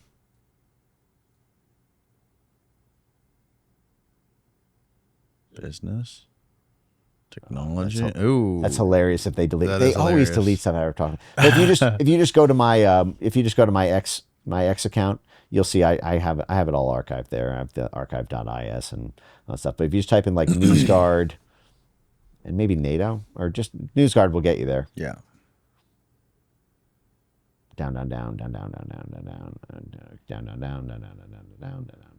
Okay. So just a little bit more on this. They're partnered with Randy Weingarten's American Federation of Teachers. If you pop that open. Now, this is another blob entity. Randy Weingarten was on the executive board of the National Endowment for Democracy. This is the head of the 1.7 million teachers union. Randy Weingarten, who had the Ukraine emoji in her X account, and so it's another this very teachers union partnered with the. So again, this is their Newsguard is the narrative guard. They just ban anything that's pro-populist. Right. And if you scroll over, you'll see, just hit a couple of these. You'll see this is a traffic light, news nutrition label. So your YouTube video will be flagged in schools so that kids can't cite anything they learn from you. But click the X and we'll just scroll down. Down. Okay, and you'll see there that, but if Go you, up. yeah, so yeah, Right where the circle guys were. That's fine. That's fine. Well, yeah, I was just going to show and this is the head of Newsguard. Okay. Doing disinformation and democracy. You'll see Renee Dress. She was one of the people who was the 3 people presenting in that NATO Stratcom video, by the way. No way. Yes. Yeah, as I mentioned, this is the Stanford Internet Observatory people. But okay, so X out of that. And you'll see, by the way, the George Bush Institute is one of the co-sponsors, and Freedom House, which is one of the OG CIA NGOs. 4-star general. Yes. Right. Yes. So on the board of Newsguard, determining what disinformation is. Michael Hayden, head of the CIA, head of the NSA, 4-star general. So this is, Michael B. Hayden, I think, was averaging 1 or 2 death threats per week against Donald Trump. He was he should hang and Right. He should be tried for treason. And this is who's determining, what disinformation is for the EU. Go ahead, open up a new tab, for example. And that's funny if they scrub that from the website. And type in Newsguard EU disinformation. They're selling compliance services for this. Yeah, the European Commission announces Newsguard as new partner. Here you go. The code of practice on disinformation. And if you scroll down, you'll see they talk about they're going to help us censor climate narratives, and they're going to censor Jesus. They're going to apply all these. The World Health Organization to identify COVID-19 infodemics, to stop the spread, and also the stop of monetizing disinformation, because Newsguard works with the supply side ad exchanges to kill all the ad revenue. So anyway, Newsguard, American company. Oh, here's another great thing. Type in, go to Google and type in Newsguard, My Quest. Just type in My Quest. And then type in middleware after that. Space middleware. One word. Yeah. Where? Yeah. Okay. So what they do is they sell censorship blacklists. Okay. Scroll down. Yeah, here you go. Boom. First one. What I learned on My Quest. So this is the Newsguard CEO. And you'll see what it says. Can you just zoom into that? What's that subtitle say? Middleware could be the solution to our tech woes, but Congress is going to have to force the internet companies to use it. Okay, so middleware was this branding term they came up with. They came up with this out of the Stanford Internet Observatory. In fact, I think he even references this. This is this Francis Fukuyama, CIA State Department node. They had all these prep conferences for how we can install censorship out of the government. How can we bill it in a way that's politically palatable? Right. So they came up with this concept that it's not censorship software that Newsguard sells. It's middleware that's simply a filter in between the platform and the user.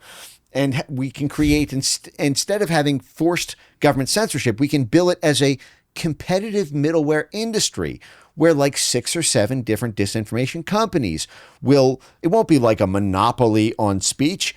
You'll get a choice between 6 or 7 different Coke and Pepsi disinformation filters that have to be forcibly applied. But again, what he's saying there, if you just scroll up or you can scroll down, but just to come back to, so you can see those words on your screen, you can really take that in. What he's saying is, listen, the social media companies don't want to buy our coerced censorship blacklists. Right. So Congress is going to have to force them to buy it from us.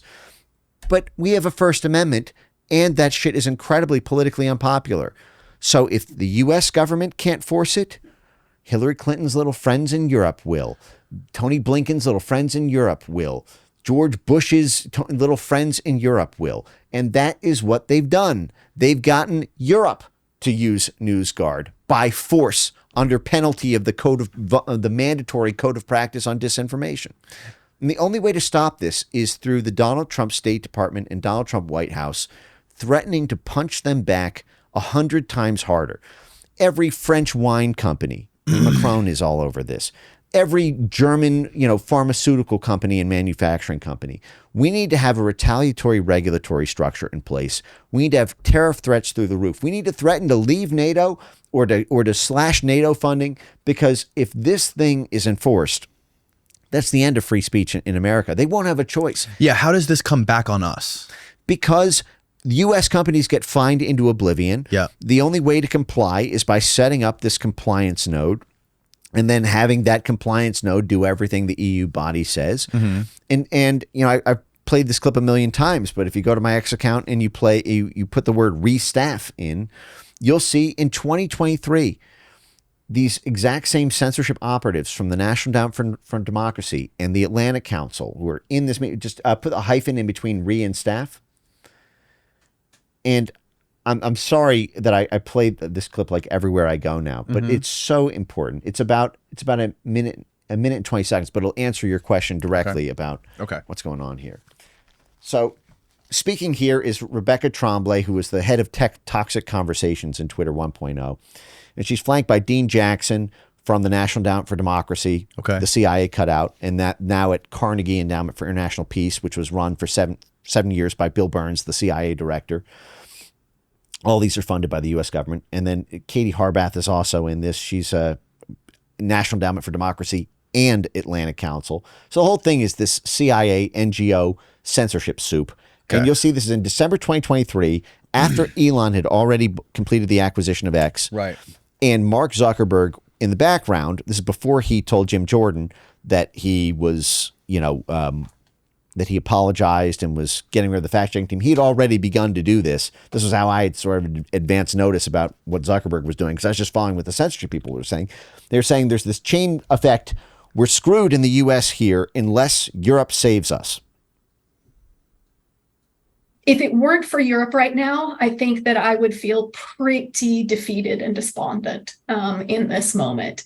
It has certainly become much, much more difficult for outside researchers to do the sorts of the options that you list, Samir, to actually engage directly with people at the platforms, because there's simply fewer of them, right? We spent literally years building up relationships with good folks at all of these platforms who are trying to do the right thing. And for the most part, they're gone, right? It's really, really difficult to know who to reach out to, who to work with.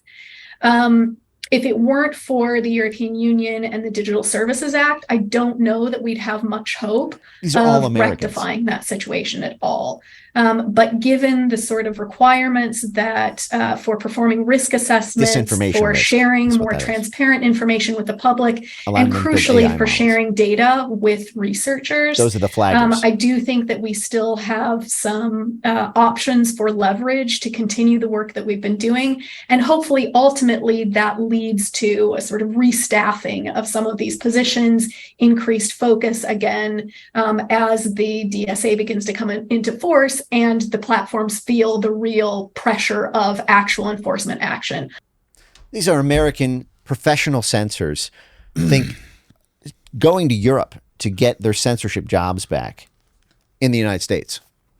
And that's what we're up against right now. And thank God. So they're like doing a test run over there to like sort of like carbon copy it back here. It's beyond a test run. It's in effect, they're skittish about enforcement, I think, because they're afraid of Trump's blowback, but they're already imposing these compliance costs on the tech companies. They've had to set up these compliance units, all the tech companies, but we're well beyond a test run. But thank God that the Trump administration has stalled trade talks. This major EU-US trade deal has been stalled over this exact thing. Really? J.D. Vance and Donald Trump and the State Department National Security Council people are apprised of this threat now, and they're taking it very, very seriously. So I don't mean to cut you off, but I want to talk about, and you can finish your thought there, but I want to ask you about this thing with YouTube paying Donald Trump and this new thing that's happening with YouTube and Trump. Yeah. Well, they paid him, I think, $24.5 million, YouTube did, for, as compensation for banning him in 2021. And then they have pledged to get rid of third-party fact-checking and move towards an X-style community notes. And they have pledged to start a pilot program to allow banned accounts who question COVID-19 or the 2020 election to come back on the platform. That is not up yet, but they've said they're going to be starting it soon. And they have blamed the Biden administration for the censorship actions. They said they told us to do it and we shouldn't have complied. It's sort of like what Zuckerberg said. But I think Zuckerberg didn't want to do it, whereas Google did it willingly, joyfully. Zuckerberg. Interesting. Yeah. Zuckerberg in 2019 was giving speeches about how he thought censorship had gone too far. Mm-hmm. And then he got hit with a $60 billion market cap devastation from the advertiser boycotts under the Change the Terms campaign against Facebook. And then they caved. Mm-hmm. Zuckerberg cares more about I think Zuckerberg and Elon actually have very, very, very similar values. The difference is Elon has a spine. And Elon is willing to, when the advertiser boycott hit X, Elon went on, what was it, like Aaron Sorkin, and said, and he was asked, what will you do if it bankrupts X? And Elon said, the world will watch, Right.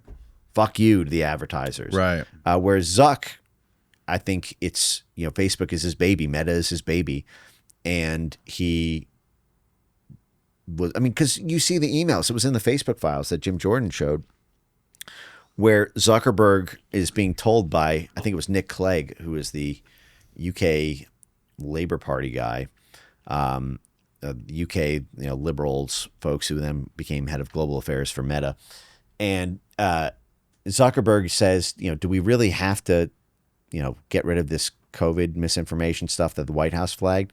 And Nick Clegg says, yeah, we have to because we have bigger fish to fry with the Biden administration. So we should try to think creatively on how to be receptive to their demands. Yeah. And a lot of this was they needed their help against Europe, against all these fines, not from the Digital Services Act, from something called the Digital Markets Act, mostly. And so Zuckerberg responds to that email and says, can we at least tell the public the Biden administration made us do it? And then the email trail runs dry. But I have to imagine a phone. This is in 2021. I think it was like mid 2021. So Zuckerberg didn't want to do it in the first place. When when he was told essentially by his business team, listen, we got to play ball because we need the government's help. He says, well, can we at least tell the public like this is why we're doing it? And presumably they didn't tell the public because that would have undermined the giving of the favor to the Biden administration. Right. And then there was that thing that he talks about, that meme of Leonardo DiCaprio like pointing at the TV or something like that he got a little flack for. Yeah, right. No, the White House was telling them to take down, the Leo DiCaprio. So meme. Trump has how many more days left in office? And YouTube is, we're almost a year into his last term, I guess. And YouTube is saying they're going to start moving in this direction and start leveling out the playing field. Yeah. At what point do they actually make this happen? And what happens when the next president comes along? Yeah. So it seems like there's just this constant back and forth. So the bigger you are, the deeper your pockets, the more you're a threat to the national sovereignty of foreign countries. Like Google was under this pressure in 2020. Again, a lot of this is like the Trump administration was completely in term one betraying him at every agency, at the FBI, at the CIA, at the DOD, and at state where I was. Like when I came to state, my bureau was championing the EU Digital Markets Act and Digital Services Act. That was like they wanted this censorship capacity for Europe to stop, pro-Trump disinformation. But what Google called me about was about negotiating with, because they're one of our stakeholders. They're a national champion. We have this kind of like policy at state, that we define the national interest as like what's best for American citizens and American interests. And we define American interest as like part of that is our national champions, our big multinational companies who operate internationally. So like if it's good for ExxonMobil, it's good for the United States. Right. If it's good for Microsoft, it's good for the United States. If it's good for Google, it's good for the United States. And so I was the deputy assistant secretary in the bureau, and my job was like interfacing with our national champions to get their feedback about our negotiating posture with, you know, these international laws. And so one of them at the time was the EU Digital Markets Act, which is like the monopoly side. So it's the censorship side for like control over speech policies. That's the Digital Censorship Act. And then there's the Digital Markets Act, which was, you know, basically fines on Google as Europe was pursuing what they called their strategic digital autonomy initiative, which was like, it's so ironic. Like they started this when Trump won in 2016 because Europe was saying Trump is going to wield the social media companies as a geopolitical weapon against Europe, and we need to have digital autonomy. You know, like 3 weeks later, you know, all those companies were censoring Trump, right, in cahoots with Europe. But it was still used as a crowbar to make sure that those companies would censor what Europe was doing. And so Google wanted the State Department's help to strike a negotiating posture with Europe that would protect Google's profits to the maximum degree. And they identified the EU Digital Markets Act to me as, quote, the number one existential threat for Alphabet over the next 5 years. Okay. And, you know, meanwhile, like they had just banned my boss, Donald Trump. And I'm like sitting on this phone. They've got 9 Google lobbyists. And these are all like, I looked up all their LinkedIn histories, you know, before the call. It was weird how they even got on my calendar in the first place, because it's like a process to speak to the deputy assistant secretary. And it's normally like a multi-week process to get on the calendar. And like my secretary just told me like a day or two before the call, they were like, so Google is on your calendar for, I'm like, I didn't approve this. Who approved? And I think it was just kind of the Google jumps the line. It was like the unspoken. The guy in the job before me, you know, got this like what I'm told is like a kind of fat salary as a Google lobbyist, like right after doing my job. Like that's like how you make your money is you help Google and Facebook and Microsoft while you're running the International Communications and Information Technology Bureau, the big tech bureau at state. Yeah. And then you go and work for them as a lobbyist because they'll pay you a lot of money because you've already been good to them and shown that you're. Same thing with the pharmaceutical industry. Yeah. No, it's the same thing. And so I guess, you know, they could jump the line. And at the time I thought, well, you know what? Actually, I'm kind of glad you did, because I'm awfully curious about what you have to say about this. Yeah. Because, you know, they're asking for the Trump government's help while they had banned Trump from YouTube. It was completely insane. YouTube, Google.com is the number one most trafficked website on planet Earth. Mm-hmm. Number 2 is YouTube.com. Right. And they're the same company. They had already rigged Google search. They launched something called Project Owl in early 2017. I've had Robert Epstein on here and explained a lot of this stuff. Yeah, the authoritative news re-ranking stuff. So they'd already where you like during the presidential run between Hillary and Trump, you could try to Google something positive about Trump. You would find only negative things. You try to find something negative about Hillary, you couldn't find anything. Yeah. And then they formalized that with this, this thing called Project Owl, and you can pull it up if you want in the background. But they launched this authoritative news re-ranking program in 2017. In fact, one of the USAID funded. Yeah, here you go. Wow. Look at that logo. Yeah. Amazing. Yeah. Yeah, watches over you. It's not Big Brother. It's Big Google Owl. That's actually pretty cool. Yeah. That's a pretty cool looking owl. Yeah, yeah. I love the. I love that one. The Illuminati money sign. You know, it's like subtle, but an internal initiative to improve search quality by combating the spread of misinfo and hate speech. Yeah. So another thing I want to ask you about after this is this hate speech thing in California. Oh yeah, yeah. Well, this is the same. It's the same crew. They literally have a whole state level strategy. But if you go to YouTube and you type in D4, one word, D4 disinformation on YouTube. Yeah, on YouTube, you'll find this GlobSec video, Global Security, from May 2017. And you'll watch as Michael Chertoff and the National Endowment for Democracy corner the head of content moderation for Central and Eastern Europe for Google in a room in 2017 and tell them that they need to do more to censor populist voices because they are undermining, the legitimacy of NATO and like D4 disinformation. Do you see? D4? Yeah, type in GlobSec. GlobSec? Yeah, one word. GLOBSEC. Please tell me they didn't pull this down. Yeah. Oh, scroll down. Oh my God. They pulled it. Oh my God. This is my favorite video in the world. How many views did it have? Wait. Yeah, go to the GlobSec YouTube video. That one? Channel? Yeah, go to search. Type in D4. Thank God I downloaded. Yeah, you're there. Okay, there you go. I wonder why it's not in search. Okay, so right there. Yeah, when I first found this video, it had like 6 views. I got a lot of videos I have to find like that. Yeah, I know. Including this one, probably. Dude, I have like multiple 5 terabyte hard drives just for this. Okay, so it's like pause here. So like what you'll see is, okay, they're doing like the intro montage.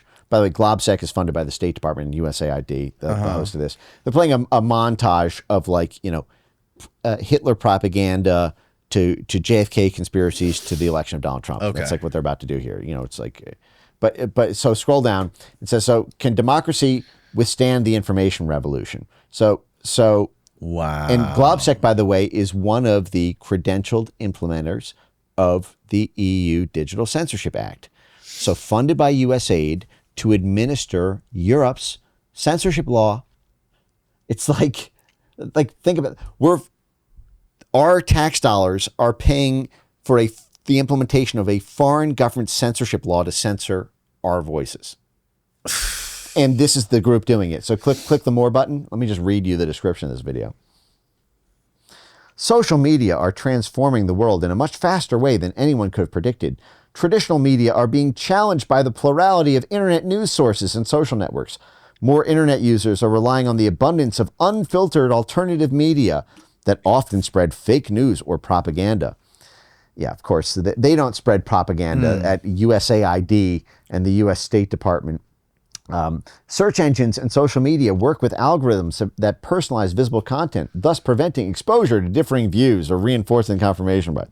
Research shows that populist right-wing groups excel in abusing these algorithms that amplify their propaganda and spread it like a virus across the internet. Populist right-wing groups. What can be done to protect internet users from fake news, lies, and propaganda? How can this be done without introducing censorship? You'll see how quick they gave up on that. What is the role of IT companies in this matter? To what extent does social media bear responsibility for us losing the 2016 election and the Brexit referendum and what's happening in France with Marine Le Pen and Italy with the Five Star Movement and Spain with the Vox Party and Germany with the AfD Party? How can we fight these extremist groups, the right-wing populist groups, in the internet battlefield, an environment they have so successfully mastered? And who's here? Michael Chertoff, the head of DHS and the mastermind behind the DHS CISA operation. It was his idea out of the Atlantic Council. And in fact, Michael Chertoff became the head of the Disinformation Governance Board at DHS when Nina Jankowicz had to step down. Fun fact. Oh, he was also the head of Freedom House, which was the big CIA NGO, from the 1980s. Oh, and on top of that, he was also the chairman of BAE Systems, the biggest military contractor in the United Kingdom. BAE Systems. BAE, okay. Yeah. They basically run the British Ministry of Defense. Right. Who else? Christopher Walker, who's the head of analysis. This is the research, and it's like the CIA. Ned has the 2 tracks, the analyst division and the operations division. And Ned is the same way. They've got, their covert operations division, and then they've got their, intelligence analysis and, brain function. And he's basically the head of the brain function for the CIA's National Endowment for Democracy. And who they have cornered in the room, the head of public policy, that's what content moderation is folded under, for both Facebook and Google. So, and what you'll see, like in this video, if you watch it, is you've got the Atlantic Council director, the guy who's on the board of the CIA's think tank and NATO's think tank, and the guy who's the head of the brain for the CIA's most prolific, cutout, telling Google and Facebook in early 2017, you have to stop any ability to amplify right-wing populist groups in the US and Europe. You need to do more and more and more. And the Google rep there says, well, listen, we've already started this Project Owl. We've done our authoritative re-ranking. What more do you want us to do? And you'll hear them dogpile on them. Well, they're still being monetized. You need to use Google. What about Google Ads? What about, the amplification funnel that's happening at the YouTube level? So this was happening under Trump 1. This was not just the Biden administration, but Trump didn't know it. And they didn't want to believe it. I was the Chicken Little dude in the White House in 2020. I wrote the speech for Trump in 2020 about censorship in June when 27 state attorney generals came to talk about censorship and then said, actually, we don't want to talk about censorship at these remarks because we have a 50-state consensus with the Democrats on taking on Google and Facebook. And if we make it about censorship, we'll lose the Democrats. And we said, no, this is about censorship. We're talking about censorship. They said, well, can we frame it as consumer abuse? It's like, no, we have to talk about censorship. So I write this beautiful speech. It's like June 2020. Trump always does his own thing with speeches. That's the beauty of Trump. Yes. But, after reading the introductions, he glances down because when he's seated, he has the printout rather than the teleprompter. And he sees that it's about, and this is like my Mona Lisa. I was like, we're gonna red pill the entire world about everything. It had all the statistics, it had all the networks, it had all the names, it had everything that was gonna be done. And he's like glancing down, he looks up and he goes, everyone talks about censorship like it's a big deal. Let them try. Let them try to censor me. They tried to do that before in 2016. It's not gonna work. And I'm like sitting here, like whatever hairs I have remaining at the time, I'm just like tearing out. I'm like, oh my God, even when it's right in front of them, they refuse to believe it. And then like the next month, Trump started getting fact checked on X or on Twitter, and then suddenly it was like censorship is real. But meanwhile, at the time, millions of his own supporters have been either deplatformed, shadow banned, ghost banned, recommendation banned, demonetized. But at the time, Trump, in the middle of the pandemic, Trump was running on all-time stock market highs. They were calling MAGA Microsoft, Apple, Google, and Amazon because the stock prices were through the roof. So they didn't want to take it on. They didn't. The whole thing was repeal Section 230. Yeah. Yes. Close your eyes and Babe Ruth swing. We're just gonna this one tweak to some Federal Communications Act regulation from the 1990s is going to save us. And it's like they did not want to do trench warfare. They didn't want to do it with the State Department, with the Pentagon, with the National Science Foundation, with DHS, with the FBI, with the NGOs, with the tech companies themselves. And so the censorship apparatus ran on autopilot. And thank God they've wised up to it, and they're taking off the Hydra head limb by limb right now. So the Section 230 thing is interesting. It was Section 230 or 40? Yeah, 230. 230. So in 2020, the Democrats were threatening to pull this Section 230 thing from these social media platforms. And Section 230 basically is like a lawsuit shield for these giant companies, these social media companies that are essentially, like utilities, so that they're not liable for someone going on their platform and posting something, right? Yep. And now it seems like after this Charlie Kirk assassination that the Republicans are doing this. You had Lindsey Graham just say something about Section 230. You had Pam Bondi. She just said something about hate speech and Section 230, but I think she walked it back. Yeah. And just the other day, I was watching this Tucker Carlson monologue that he did the other day where he was showing basically all these Democrats in Congress and talking about threatening Section 230, talking to Kash Patel. Need to start talking about Section 230. They're talking about you, Kash Patel. They're saying mean things about you. And what is going on with that? And can you explain to people, can you give them like a better context of like this whole Section 230 thing and using that as like this stick against these social media companies? Yeah, so it boils down to this platform publisher distinction. So the idea is when the internet came online in the 1990s and you started to have independent websites. This is before social media. This law was formed that basically allowed the modern internet. Whether it's a comment on your blog or a static Web 1.0, website that somebody else writes on. What Section 230 of the allowed you to do is it said if you are a platform rather than a publisher with editorial control, if you're a neutral platform and you do not exercise editorial discretion over what content is hosted, then you have a liability from lawsuits like defamation lawsuits. Like if the New York Times writes something about you, New York Times is a publisher, you can sue the New York Times for defamation. If Twitter in its kind of classical state, if they simply were a platform that hosted but did not exercise editorial discretion over what was published, then the idea is you could do a defamation lawsuit against that user who posts on that platform, but you could not sue the platform itself because it had a liability shield from Section 230. And so when all the social media companies in 2017, 2018 started exercising editorial discretion over what could be published on their platforms through their terms of service policies, it naturally created this wave of pressure and legal scholarship around violations of Section 230 because they were no longer acting as platforms. They were clearly acting as a publisher by deciding what kind of content could or couldn't be published there. And then, there's sort of a counter argument where it's saying, well, we're not deciding individually what's published. We're setting general terms of service policies. And then, so it's not like we published you're still your own publisher on our site, but there are rules to qualify for what it can be. So that fight has played out.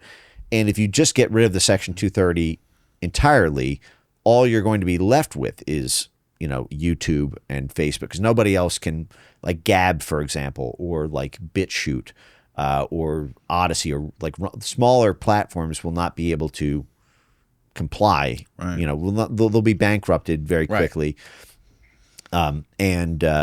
So the question, I've always seen it as this kind of Chinese finger trap. It's like you put your fingers into the Section 230 and you can never get it out because it's just really, really hard to find the exact constellation of puzzle pieces that protects the ability to have a tech market online, but then also preempts the kind of censorship decisions that the American people don't like. But then you also do want to be able to have platforms have discretion over what kind of content they host. Like that. The issue is when you have these giant mega platforms that functionally are utilities, you can't operate in the modern world. Try being a salesperson without a Facebook account, an Instagram, a YouTube, a LinkedIn. You're kicked back to the industrial age. Yeah. You can't have a modern job. You can't be a mom and pop florist shop unless you can promote your business. You know? So, in terms of what the Trump administration is doing right now, there are things that have made me a little uncomfortable that have gone up to a certain line. There's an open question about so I don't know that Lindsey Graham, actually, I'm not familiar with what he specifically said that you mentioned, but if you're saying he was threatening Section 230 enforcement. Well, I mean, to me, that's... So you can find the clip of it, Steve. Lindsey Graham talking about Section 230 recently. So there's a couple things here. One is, incitement to... These protections are mostly, in my view, around political speech. Like the First Amendment is a protection of speech, but there are... you don't have protection to incite violence, for example. Right. And there's standards. There's something called the Brandenburg standard. Brandenburg v. Ohio was a case from a couple of decades ago that established where the line is about incitement. There has to be an imminent threat to bodily harm. It can't be it's First Amendment protected speech to, say, I think someone should die, or, but there are lines where if you say, go here now and do this. Right, exactly. If it's like imminent, this is like, fire in a movie theater type thing. Mm-hmm. And so, with the Charlie Kirk stuff, I think that you've got this really kind of dangerous moment where you had what I think is the most high profile assassination in modern history, and done in a way that was way more vivid than any assassination, I think, in world history. I mean, we don't know what JFK looked like when it took years for the Zapruder film to come out. Right. Even that was fuzzy. Like 10 years gray. or something. Yeah. But can you imagine if we had social media during the 60s? Yeah. But with Charlie, you saw right away. I mean, you saw the life leave his body. You saw the close-up shots are absolutely gory and gruesome, and it was done in broad daylight at an open college event. And there is, it's not, if you say, assassinate Mike Benz next, assassinate, Danny Jones next, there is a kind of, well, this is not really like political speech. This is, incitement to violence. And the question is it actually incitement? Right. Now it's one thing to say, Charlie Kirk sucked. He was a horrible person. He's, or even to say something like it's a good thing he died, or that's uncouth. It's completely distasteful. Yeah. I completely disagree with it. That would be like a political commentary on an event. You have seen a lot of language that is really dark in that gray zone. Like when you see someone say Matt Walsh next, and then you see that person is, got like a 65,000 followers and has like a history. Maybe the tweet right before that was them drawing, like a bullet point, laser sight on the thing. And, I think I'm not as worried about, for the free speech environment, about some of the things that are happening with this Charlie Kirk thing, because this is not like this is a healthcare dispute or a immigration dispute or a DEI. This is like, you have to. I mean, you look at what happened with this ICE shooting, like the week after Charlie Kirk, right? This guy goes in and engraves bullets that say anti-ICE and goes in, shoots up this ICE facility, and evidently kills like migrants detained there. But he had engravings just like the Charlie Kirk shooter, and there were a couple other weird things that were so. But I don't think in general that the conservative base has wants to replicate what Democrats and the kind of never Trump Republicans did in the 2020 era.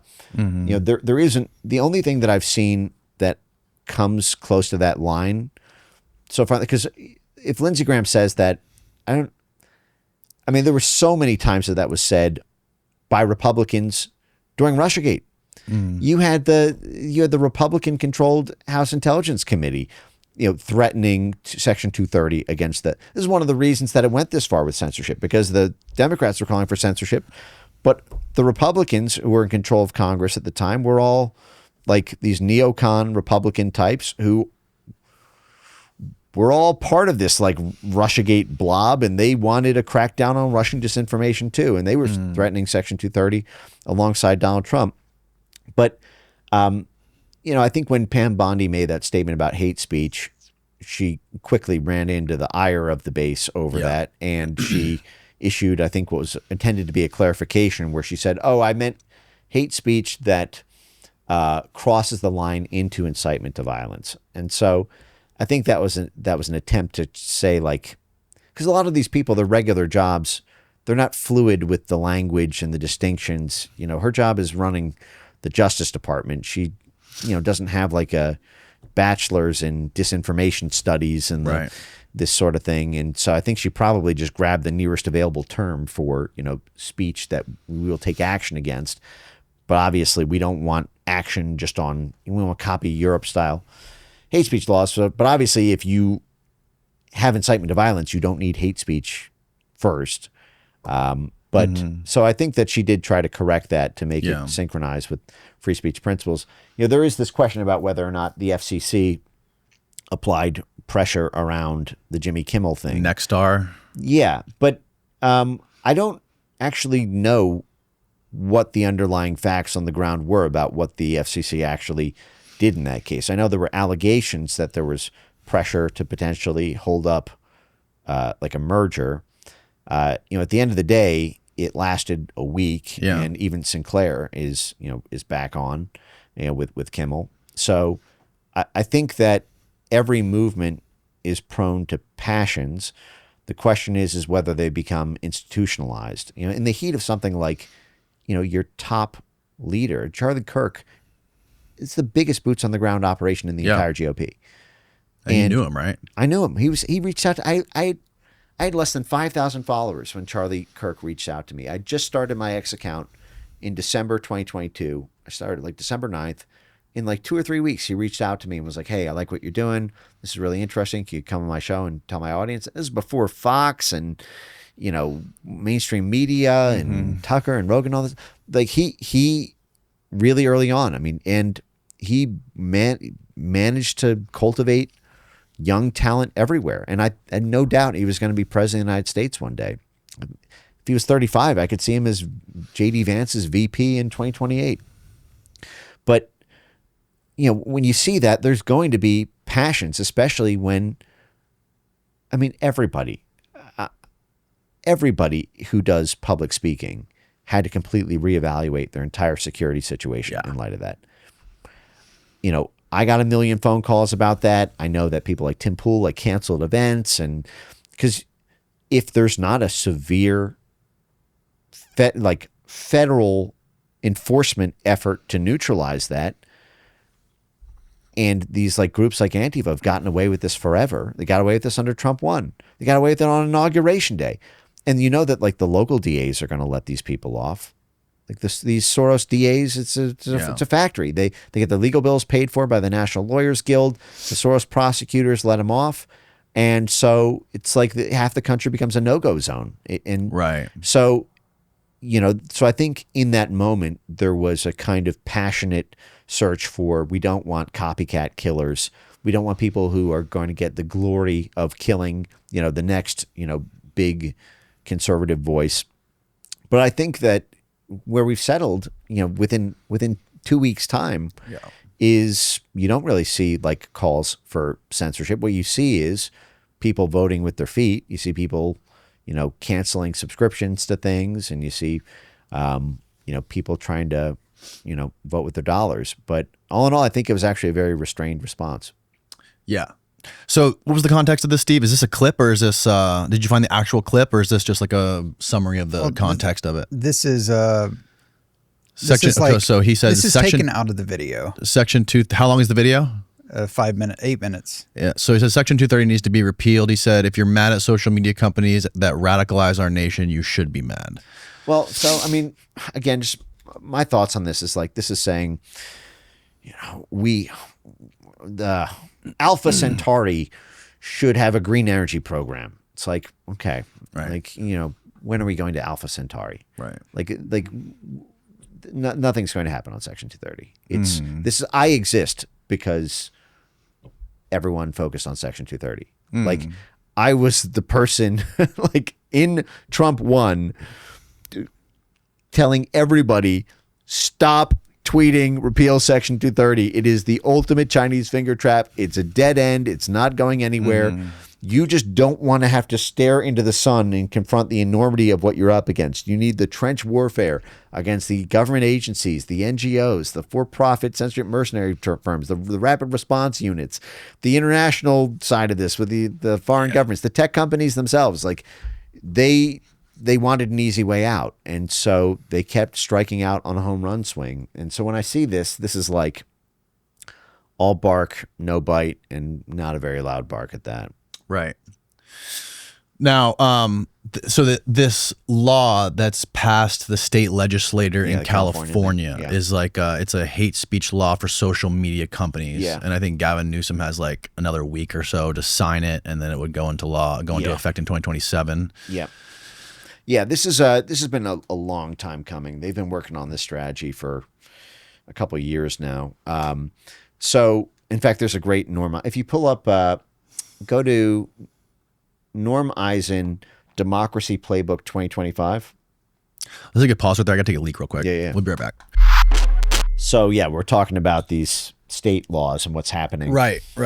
So, you got three levels to the sort of government architecture of the censorship industrial complex. Mm-hmm. You have the U.S. national government, our federal government, which turns every 4 years on elections. Then you've got the substructure of that in the states. You've got every state level government, and then you've got international governments. So you've got the state, federal, and international side of this, and all three of those are in flux in terms of the state of freedom versus censorship and the policies that they promote. Right. All three of those are angles of attack, and manipulable to coerce platforms into allowing or not allowing speech. Right. And so what we did during the period between 2020 and 2024 on the freedom side of the free speech censorship spectrum is we had states like Florida and Texas do these kind of digital Bill of Rights type bills in order to try to enforce more freedom than what the tech platforms were trying to do with the censorship. And so this goes both ways, where you have the red states were trying to have these freedom bills, and the blue states are trying to have these censorship bills. And so this is playing out right now, and there's a special focus because the blob has lost so much of its federal government censorship powers. So what I have pulled up right here is the 2025 Democracy Playbook by Norm Eisen. Are you familiar with Norm Eisen? Mm-mm. So Norm Eisen is a good name to know. He is the legal hatchet Norman? man. Yeah. Normie. So Norm Eisen is the guy who is behind, he's the lawyer who's behind the Trump indictments, the Trump impeachments. I think he drafted 10 articles of impeachment for Donald Trump before he was even inaugurated in 2017. He was the former U.S. ambassador to the Czech Republic under the Biden administration. He was also the Biden administration White House ethics czar. So every time Tom Brand. Yeah. So they put the worst people. It's like Tony Fauci's, wife was the NIH ethics czar, during it's like It's perfect. It's you ever read The Fountainhead, the Ayn Rand book? No. It's this character. The villain is this guy Ellsworth Toohey, and he wants to take over the world effectively in his own little Machiavellian way, and I think he's like he majors in religion in college, and he brags everyone told him not to do it because it's a path that goes nowhere, and he's like, no, actually, if you understand and this is like what ethics is. Like ethics is like the yes no button. So if you control that, you control the all this. But so Norm Eisen is this. He coordinates all of the law affairs, like all the lawsuits against Trump, like all the lawsuits against him trying to shut down USAID or the State Department's Global Engagement Center. But he's this big transatlantic blob operative. He does all the international stuff. Works closely with all these NATO, State Department, USAID groups. And so every year for the past 7 years, he's put out this democracy playbook, which is like the bat signal to the blob about what they all need to do to stop their common political opponents. And so this year, in January 2025, he put this out, the 7 pillars to defend democracy in 2025 beyond. And if you go down to the list of pillars, probably in the thing, you'll see I can decode these. There you go. So protect elections, which is going to mean like you need to let dead people stay on the rolls. You need to make sure that there's no need for a signature for mail-in ballots. Defend rule of law, which is just going to mean arrest everybody in the Trump administration and protect our own people from being arrested. Fight corruption just means, find a predicate to arrest them. Right. Reinforce civic and media space. This is like this translated language for meaning keep the money gun. This is a month before we announced the shutdown of USAID. And he actually says in this memo about how USAID was actually good under Trump 1. Of course. And we need to use that money gun to, pay our friends in the university centers and the NGOs and in the media. But Pillar 6 says counter disinformation. Right? We need to. So actually, if you run a search for USAID, you'll see this. Just type in USAID in the search. See. So it says, this is under reinforced civic and media spaces. So this should include supporting investigative consortiums such as the Corruption Reporting Project. Now, the Corruption Reporting Project, they hate me. Half of their budget came from USAID and the State Department. Oh, there's nothing more corrupt than the Corruption Reporting Project. Let me tell you this. They took USAID funds and dug up dirt on Rudy Giuliani so they could be used for impeaching Trump in 2019. So we sponsored our own, impeachment of our president through USAID funding. Again, the money is supposed to go out to influence the world around us to make things better for Americans, and it ends up being used to impeach our own democratically elected president. Wait, run, hit the enter or just go down 37 times. You'll see he mentions it. Okay, so let's see this.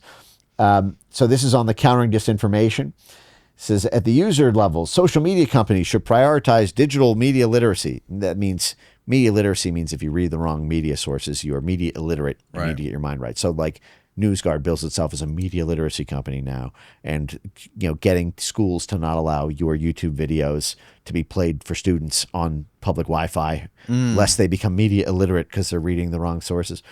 But so one of the things that Norm Eisen says is a good thing is that Meta partnered with USAID in 2023 to promote an initiative of 200 university students in Indonesia promoting media literacy. And YouTube. Meta and YouTube created digital literacy programs in recent years and all this. But if you run a search for Brazil, you'll get to why I'm bringing this up. Oh, wow, 14. Okay, again. Did you see this Wikipedia blacklist thing? Oh, yeah. That's been around for a while, yeah. Well, but that's the media literacy strategy. Right. Wait, click enter again. I'll tell you when to stop. Again. Oh, well, you see, wait, scroll back up. You'll see he's bragging about the Digital Services Act in the EU. And YouTube eliminated 17 critical policies that had limited the spread of misinformation. Right, so that's why they want the EU and Brazil. So wait, scroll down again or hit the Brazil thing. I know where this is, isn't it? One more. Okay, wait. Okay, there. We'll stop. Yeah, stop right there. Okay, so on the Wikipedia thing, by the way, this is the media literacy strategy. So they're doing these media literacy laws in California has mandatory media literacy K through 12. New York now has mandatory. Illinois has mandatory. All these blue states, and they're creeping into the purple and red ones. And this is required Newsguard style blacklists of the kind of media that you can use for research assignments in high school and middle school, the kind of websites you can access because all these schools are now having school issued laptops, right? So that you don't get distracted on your own device sort of thing, and they can put you in a little fishbowl of the kind of information you can see and not see. And so these media literacy programs say, well, these websites, these blacklisted websites will make you media illiterate, so you can only stay within the confines of these websites. And one of them is Wikipedia. There's something called the SIFT method that media literacy theorists use. It's basically the opposite of critical thinking. It's don't do your own research, because that leads you down a rabbit hole and turns you into a right-wing populist. Right. So you should only sift casually through the first 10 results on google.com and whatever Wikipedia says. This is theory in media literacy, is the SIFT method. But effectively what this means is because these anyone from one side of the aisle or anyone who's from one ideological side of thinking, because there are left-wing populist accounts that get censored on this. It's like, are you anti-NATO? Are you like the Gray Zone, for example, is like a left-wing populist site. Like they're not Republican by any stretch. They don't, like Trump or whatever, but they have that kind of like old school Bernie thing where he wanted to take away war funding to pay for free medical care and free housing and free education. And so they will end up, because they're against the State Department and NATO and USAID and this whole stakeholder blob and these big corporations, they'll end up on a, media literacy blacklist and a Wikipedia blacklist. They are blacklisted on Wikipedia. But what that means is that like people have to, like the New York Times has to cover their own people's scandals for it to be entered into history. Like the historical account of something, like Wikipedia does not allow primary source reporting. Right. Only secondary sources. So like unless the New York Times covers one of their own people's scandals, it's inadmissible in history. Like the blacklist is like Fox News, Breitbart, Zero Hedge, great. Like you like can't tell the history of Hillary Clinton unless the New York Times has like accidentally reported something damaging to her. Right. And it's the same thing now in schools with media. Did you see that Bill Clinton had everything about him and Epstein scrubbed? Yeah. Right. Right when they started talking about the Epstein files? Right. And it's like, well, who are you going to cite to cover it? Like, the only people who will cover that are people who don't like Bill Clinton. And so the only people who are, whitelisted are the ones who do. Right. So here's what Norm Eisen writes in the Countering Disinformation section. Although there has been some action on the federal level to place guardrails around new media, it is uncertain how next steps will evolve. This is in January 2025, before Trump took office. So they're afraid that the whole censorship industrial complex at the federal level is going to be shut down, and whether progress will continue. Progress for putting guardrails around speech. Right. Federal action may be uncertain, but pro-democracy proponents at the state level should consider wielding their considerable regulatory power to minimize the destabilizing effects of new media. So he's saying, listen, this is in January 2025. Shit, Trump's about to take office. We're probably not going to be able to do the USAID shit anymore. Probably not going to be able to do the CISA shit at DHS anymore. Probably not going to be able to do the FBI flagging posts anymore. Probably not going to be able to have the Pentagon Minerva Initiative shit flagging stuff anymore. Probably not going to be able to the State Department Global Engagement Center. We need to move our strategy to the state level. And this is what you see in California. This is what you see in Michigan. This is what you see in New York. There are 35 states that they have all these different things percolating in. And this is all like, this is coming out of the Brookings Institution by Norm Eisen. The Brookings Institution, I've shown CIA pay stubs going back to the 1970s and 80s where the CIA would send people to Brookings for their, intelligence training. Right. Brookings has its own, intelligence, bureau. For this stuff. But the fact is this whole State Department, USAID, CIA network just planning to move stuff to the states. And so you see, it's a two-part strategy. State level censorship laws, and then also saying they may find partners and allied regulators such as the EU and Brazil. The EU, as we talked about with the EU Digital Censorship Act, and Brazil, which kicked X out of the country and has imposed these massive fines. And so, I mean, this is literally the White House ethics czar for Obama and the chief litigator during the Biden administration of all things Trump world, explicitly telling the blob to move information, to do state level censorship laws, and to partner with the EU for censorship. And in the next tab that I had pulled up, this is a report from my foundation, FFO. We just published this week. Credit to our managing director, Alan Bakari, for this. This is remember we talked about the Knight Foundation, how the Knight Foundation sponsored Graphika, and they also fund all the arts and cultural centers in Miami. Well, their Knight Institute, parked out of Georgetown, has this new counter disinfo hub that is pushing all these state regulation of social media laws. And if you scroll down through it, you'll see like some of the receipts.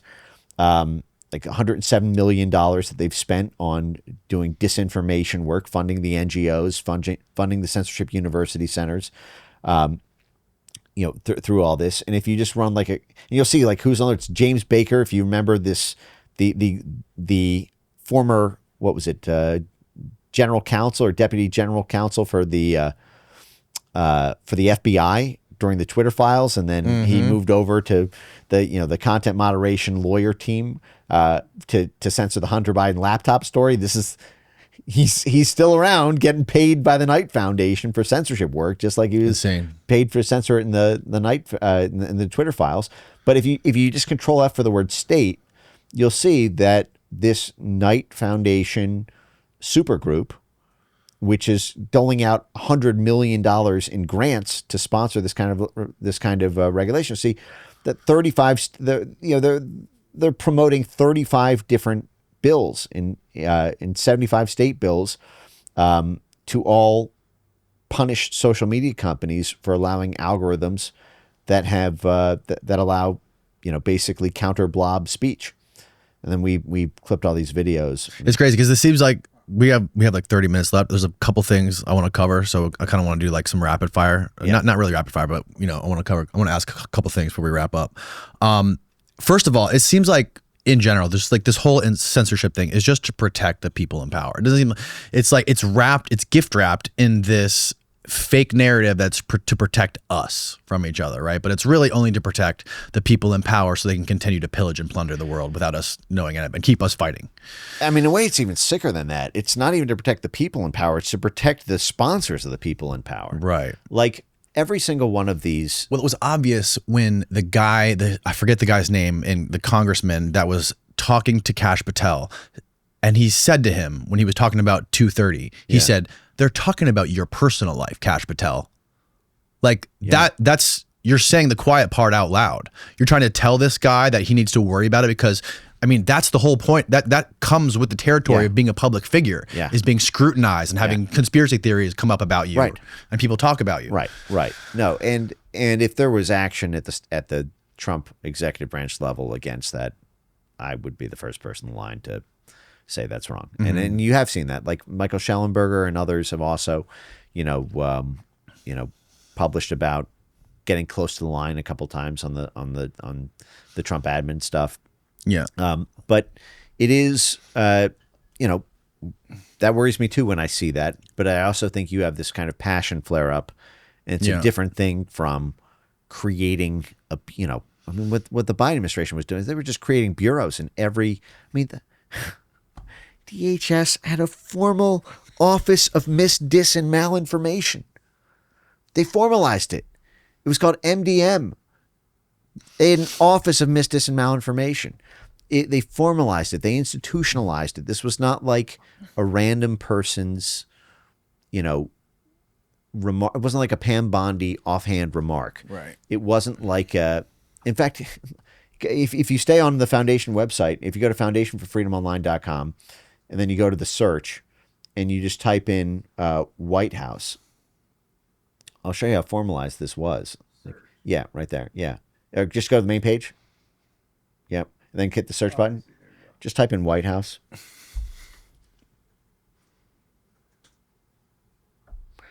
And go to, scroll down. That whole of society, how the previous admin coordinated the censorship industry.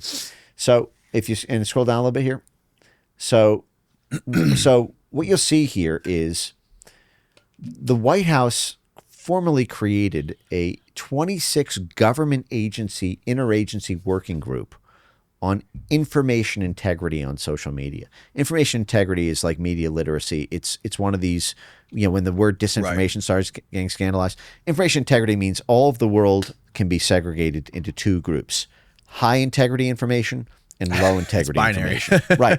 And basically high integrity information gets whitelisted. You can cite on Wikipedia. Low information integrity news sources get blacklisted. It's just a censorship group. And if you scroll down, and this is to coordinate the whole of society. So scroll down to this, to the first image, I think. Yeah, here you go. So here's a list of all of the interagency working group members, 26 different government agencies. And you'll see this is everything from the CIA to the Department of State, to Gender Policy Council. I didn't even know we had one of those. The National Security Council, USAID. And then you'll see also in nonprofits, corporations, and individuals, you'll see Newsguard, directly partner with Newsguard. Yep. So you have the CIA, working in a MITRE. formalized censorship capacity together with USAID, the Department of Defense, DARPA, the National Security Council, MITRE, Newsguard, and a bunch of their hand-picked, government-funded university centers. And like they could formalize and scale and have this kind of speed, scale, and comprehensive speech control capacity, which to me, like you're going to have people make errant remarks in this because they don't like the speech. Yes. And so there's going to be a kind of passionate pain aversion that politicians are going to use where they say, well, you can't say that about me. Well, it's okay. Well, have you put forward a bill about it? Did you use state coercion to influence it? And if you did, that's messed up. And when it becomes systemic, then it should be actionable. Lawsuits should be filed, in the same way that they were filed against the Biden administration. What I've seen so far, though, has been a couple of passionate periodic flare-ups, but generally speaking, a pretty principled approach combined with, taking a fire hose to what looked like, a god an insurmountable power. And it's at the federal level, we've been dismembering it limb by limb. But like I said, you have these two threats from the international side and at the state level. And it remains to be seen how those will play out. What is your take on this WEF push to have this digital ID attached to internet access? Super fucked up. I think it's awful. I mean, this is kind of a basic take, but it's kind of the obvious one. Yeah. Are you familiar with the DIA app? This is a crazy story. No, I'm not. If you type in USAID, DIIA. So this was like, this is what we imposed on Ukraine. USAID developed. Yeah, there you go. The first DIA in Washington, D.C. summit. Yeah, okay. So USAID did this digital ID program in Ukraine starting a couple of years ago. They rolled it out in like 4 countries. It was like the experimental guinea pigs where they did this. They did this like they tie your digital identity to, they called it a state in a smartphone. And it was developed by USAID in combination with, I think it was like American Express or something. Like because these credit card companies always, they're like literally, they're just totally in bed with it. Yeah. Whenever the government, right. And of course, like who gave Joe Biden start to his career? It was the credit card companies. When he was in Delaware, before he, that was like his original sponsors for his Senate run were all the Delaware credit card companies. Yeah. But this is basically a tool that, they say it's a state in a smartphone and it's your digital ID and it's going to synchronize your health information, your voter information, and your social media information, and your banking information. And it'll just make it really easy and convenient for the government to have everything in one place because it's an inefficient government which has strained economic resources. So in Ukraine, in the middle of a war. And so what they're doing is that like they're using this to be able to scrub wrong thinkers. Like in Ukraine, if you criticize the Zelensky government, you're black-bagged. You're done. Like you criticize that government. What, they banned like 26 different political parties. They banned elections. That Zelensky was supposed to have, he was 5-year terms, elected in May or April 2019. We're coming up on a year and a half, and he's they banned elections and they banned any political party that has approached popularity, and now they can just immediately see and have total control. It's like what they did in the Canadian truckers envoy thing. Yes. They just went straight to the bank accounts of people. Right. But you can do that with, the World Economic Forum is pushing that. What was their word of the year in 2021? Disinformation, misinformation. Yeah. And the World Economic Forum is partnered with Newsguard. They ran this whole GARM operation to get rid of $2.6 billion in programmatic ad spend on populist and alternative websites. So you know exactly what they're going to use it for. And I'm troubled to see this being backed by people like Larry Ellison. Like Larry Ellison has been like a Trump supporter. I think he's been seen as like a pretty level-headed ally by people in the Trump movement for like a decade now. And I see you know, what's him pushing this through the Tony Blair Institute, and Tony Blair is like not like none of these people, you know, there are always risks with centralized control. Yes. But there can be weird upsides in a temporary way, like Elon having centralized control over X. You know, it's always like. Now, I love Elon. I think he's a great man of history, and I think he saved human civilization. I can see how people could be concerned about a dark Elon era if he were to, you know, take an ayahuasca trip and decide, you know what, actually, I'm going to go against my principles. I'm going to use this centralized power to, but at the same time, that centralized control did allow them to buoy. If this stuff was decentralized like Meta was being run at the decentralized layers. Like Zuckerberg was getting run over by his lieutenants about the content moderation stuff.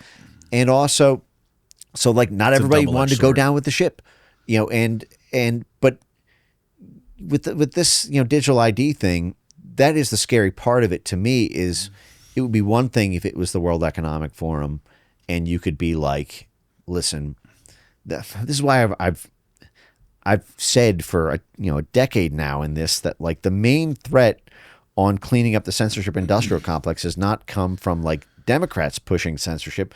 It's been internationalist Republicans, because if it was as simple as Republican versus Democrat, you could eliminate this thing with in one election with a majority. And like what was happening from 2016 to 2020 is you had a Republican executive branch under Donald Trump. You had a Republican-controlled House of Representatives from 2016, 2018. You had a Republican-controlled Senate, and you had a Republican majority on the Supreme Court. And yet the entire censorship industrial complex was birthed in that period.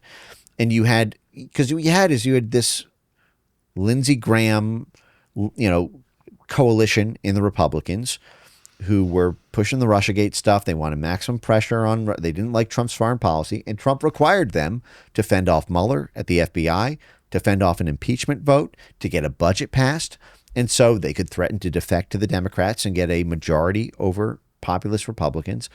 And so I think there's something similar here, where it's like if the digital ID push was just being pushed by, you know, Democrats and like international globalists, that would be something that I think could be resisted pretty easily, actually. But when I see Larry Ellison pushing it, that's a danger Will Robinson thing, because he's got clout and credibility as an ally, and I don't know Trump's tolerance for taking on allies at that level. Right. And there's a lot of people that have expressed concern as well with Elon's Doge thing, and you know, this is all conjecture, obviously, but there's people who have speculated that Elon going into and doing the Doge thing with the IRS, the HHS,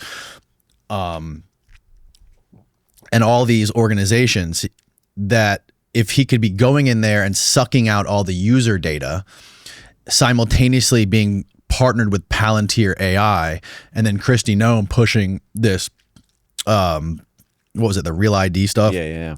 That like they could be sort of creating this sort of like totalitarian CCP style digital ID on people. Yeah. And the threat is real. It's terrifying sounding. No, the threat is very real. I mean, a control grid. That's what what's her name? Catherine Fitz calls it a control grid. Yeah. I mean, it's hard to distinguish that from everything we said we hated about, you know, General Michael V. Hayden's, you know, the 9/11. If you've ever seen, was it A Good American, the Bill Binney whistleblower thing, where, you know, he's going through this, you know, the prism, like all the stuff that, you know, James Clapper lied about and said that they didn't collect all this, you know, incidental bulk collection. It's like every phone call you've made, your entire digital footprint. And when you tie that to, if Republicans set that up in the United States, and you tie that with like Democrat, like misinformation on social media, that's game over, right? I mean, there's like, you can't even mount an organizational resistance to that. Like in Ukraine, you can't vote their way out of that. Right. I mean, you could if you disempowered this. It's like North Korea, you know, or China, what they do with this. Like you can't have a democracy when the incumbent government can effectively neutralize any political opposition because they can micro-target things at that level and have like a legal predicate to act on it. So, you know, at the same time, this kind of like digital grid is kind of an inescapable like efficiency. Like this has been a long time coming. Yeah. You know, I remember the digital ID stuff a decade ago as like a, you know, an imminent threat, and I think we have gotten closer to it. But where I sort of am right now in terms of, I guess, advocacy on directions is like legal firewalls are probably better than technological firewalls. Like I don't think you can stop the promise of efficiency, like Palantir coming in and saying, "Hey, give us this $100 million contract and we'll take your, you know, data at HHS." Like right. I think like at a certain point, like our government sucks at efficiency stuff. We farm everything out to third-party contractors. You know, the biggest part of a secretary's job in charge of any agency is the budget fight. Like you look at like what do four-star generals do, for example? Like they're lobbyists. They're lobbyists for Pentagon funding. It's the same thing. The FDA commissioners has to do, the NIH, the HHS, you know, all the way down to the Census Bureau. And so any money they can save by, you know, some contract that allows other parts of the agency to get more money, like there's going to be a temptation to do that, especially when it's also doing favors for outside folks that they might get on the board of later, or they might do a favor for. It's the same thing we were talking about with the Google stuff in the State Department. Right. Well, I mean, like with Doge too, like people will criticize him saying like, well, Elon, you're going to go after all these little agencies for, you know, cutting, you know, waste, fraud, and abuse. But what about the $30 trillion black hole in the Pentagon? Yeah. You know, but I think Elon probably, he also gets a lot of his money from the Pentagon, right? I know historically there was, you know, SpaceX, obviously, I think Elon tried to kind of repay back a lot of the subsidies that his earlier companies got. I know I've seen some evidence on that, you know, because he's tried to, I think, be true to the kind of libertarian, you know, principles, but definitely like Tesla got a ton of subsidies. SpaceX, you know, ton of subsidies and government grants. Every day they launch. Arguably, you know, U.S. foreign policy on Bolivia was a kind of Tesla play. I think this is like 2019. You can look this up. I think Elon even had a funny tweet at the time. If you type in like Elon Bolivia lithium coup, just if you type that in Google, you'll probably get a search here. Because, you know, the Tesla batteries. Elon lithium coup. Yeah. Because, you know, the lithium and cobalt are like, right. You know, there you go. And, yeah. In a now deleted July 2020 tweet, Elon Musk responded to an accusation about U.S. involvement in Bolivia's 2019 coup by stating, "We will coup whoever we want, deal with it." The exchange centered on an idea that the coup was motivated by access to Bolivia's lithium reserves, a key component for his company Tesla batteries. Wow. Yeah, so like, you know, that's fucking these kind of insane. episodes, you know, it's a tale as old as time, right? I mean, this goes back to, you know, the banana republics and United Fruit working with the War Department and all that stuff. Like, you know, that is kind of an inescapable part of, you know, the nexus between that. But I think to Elon's credit, insane, dude. I don't think that he's doing that with modern day foreign policy. Like Elon has come out pretty strongly on the side of peace, for example. Yes. In like the Ukraine, he's questioned our involvement in NATO and, you know, our funding of that. I do believe Doge started to look at Pentagon stuff and really ran into, you know, some headwinds there. This is, but I can imagine. Yeah, you know, I've got a lot to say on that particular thing. But, but you know, I mean, if Elon was just in it for himself, I don't think he'd make an enemy of those things. Like he was given Starlink for free in Ukraine. He's, you know, his own there's a lot of money to be made in Eurasia if it's under, American military occupation rather than under, Russian. And so I think he's gotten a kind of godlike power, but I would argue, used it responsibly and in a pretty restrained way, all in all. It's just how I feel about it. Yeah. Yeah. And then another thing when it comes to like the speech laws in in Europe, especially in like the UK, I've been flooded with these videos of people being arrested for tweets in the UK. And it's insane. That's our closest ally. Yeah. And I think it was in 2023, they had 12,000 people arrested for tweets. Yeah. And Russia was only 3,000. Yep, exactly. No, it's our closest ally. Yeah. And, and we funded that. I mean, the U.S. Justice Department funded Hate Lab, which is the AI political radar system that the UK Metropolitan Police use in London to arrest people off of. You can look up Hate Lab, and the UK Hate Lab is funded by the Justice Department to go after Brexit supporters. They argued that hate speech comes disproportionately from Brexit people, and so we funded their little the science of hate. Yeah. In fact, if you go to even if you look at YouTube on the Hate Lab, you can see what these videos look like. It's every identity. It's like a hate speech on gender grounds, hate speech on religious grounds, hate speech on ethnic grounds. What is zoom in on that book cover? I want to see what it says.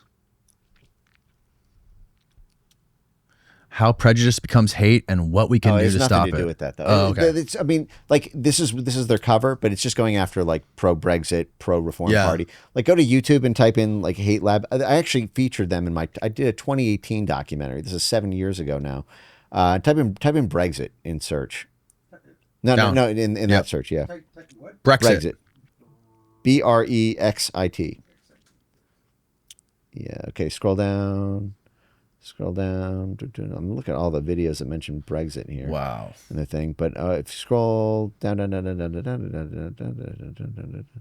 Okay. I don't.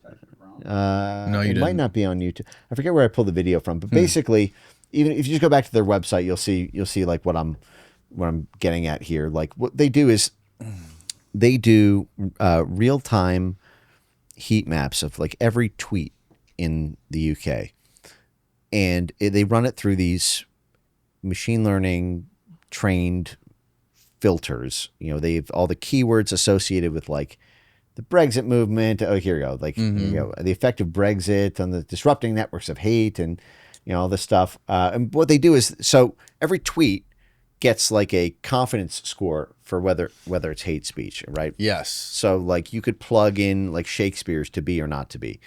And it will give you like, a hate speech toxicity score of like 0.07. And then you could plug in like a Biggie Smalls rap song, and it'll give you like a higher than that because it'll have like a identity score, like a strong language score, blah, blah, blah, blah, blah, blah. Like if there are N-bombs that are dropped, like that might, bring it up to a certain threshold. Yeah. And if it crosses like a certain, like an 85% confidence interval, it goes straight to the UK Metropolitan Police, and they get like a real-time readout of every tweet, every Facebook post. Or at least this was the way it worked until 2022. I don't know if the rate limiting, this is one of the reasons that the UK Online Safety Act, the UK's version of the EU Digital Censorship Act, compels like internal data to go to outside vetted researchers, is because like they lost access to a lot of the AI tools that was used to scrape. I mentioned like in 2020, they scraped 859 million tweets to build these AI censorship tools. And then like Elon imposed this big fee to access that API. It's like $1 million or something. And so you have all these little labs doing the censorship work, and now it's being imposed by law that they are able to build these AI censorship algorithms.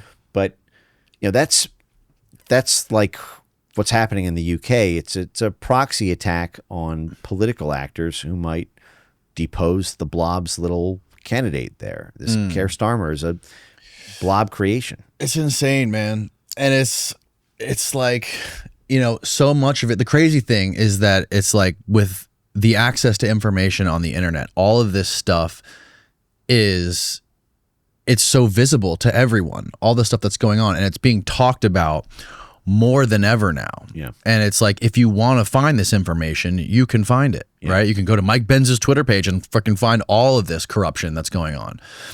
And I feel like more and more people, at least young people, are like waking up to this stuff now more than ever. Yeah. And they're getting fed up with it. And it feels like it's, to me, there's just a vibe to me, especially like with everything that just happened with the Epstein files, the Iran thing, the Charlie Kirk assassination. Right now, I have like, the vibe is not good. It feels almost like COVID vibes right now. Like we've reached this weird fever pitch where everyone is kind of like aware of nothing's adding up. The government's lying to us, and people are fed up. They can't afford a house. They can't afford a one bedroom, one bath house for $5 million at an 8% interest rate. They're, you know, stuck in the gig economy delivering Caesar salads with Uber Eats, and they have nothing to show for what they're working for. Yeah. And this, I don't know where it goes, dude. Think about this, like what YouTuber overtook astronaut is like, you know, the thing most middle schoolers say they want to do, you know, when they grow up. And when you look at, for example, like these censorship policies, I mean, imagine being like a 18-year-old kid and not being able to have a social media account for the rest of your life. You know, you got to spend the next 80 years banned from YouTube, Facebook, LinkedIn. Like, you know, you can't have a career to even start a career. You can't, if you're a PhD, you know, medieval literature specialist, you got to have a YouTube channel to promote that, a Facebook account, an Instagram account, a X account, and there's more and more people that are going through like the full college gamut, getting their PhDs, and I mean, I've noticed it, that are just going straight to YouTube. Yeah, they're like, I'm not gonna like play the game being a researcher as a career. I'm just gonna go display all the knowledge that I've learned, debate people, learn new things, and like spread information online. And if you're a doctor and you go against the government narrative, now you're kaput. Right. You don't even have your license. You know, they pull your license for misinformation. Yeah. And so I think that how scary that is as a, you know, this could happen to me, and what are the liabilities of, because like the social media thing is a way out of the gig economy.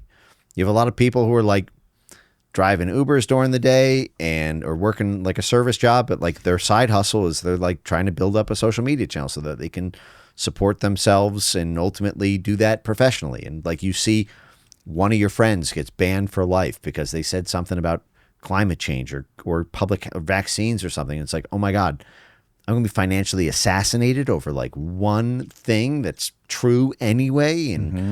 And so that has been like hugely motivational to me to see just like people sponging this stuff up and making their voices heard. I think there's enough of a coalition here in the United States finally that it is robust, even though there are these threats. And, you know, I agree with you on the Epstein stuff and, you know, like the Iran thing and things like that.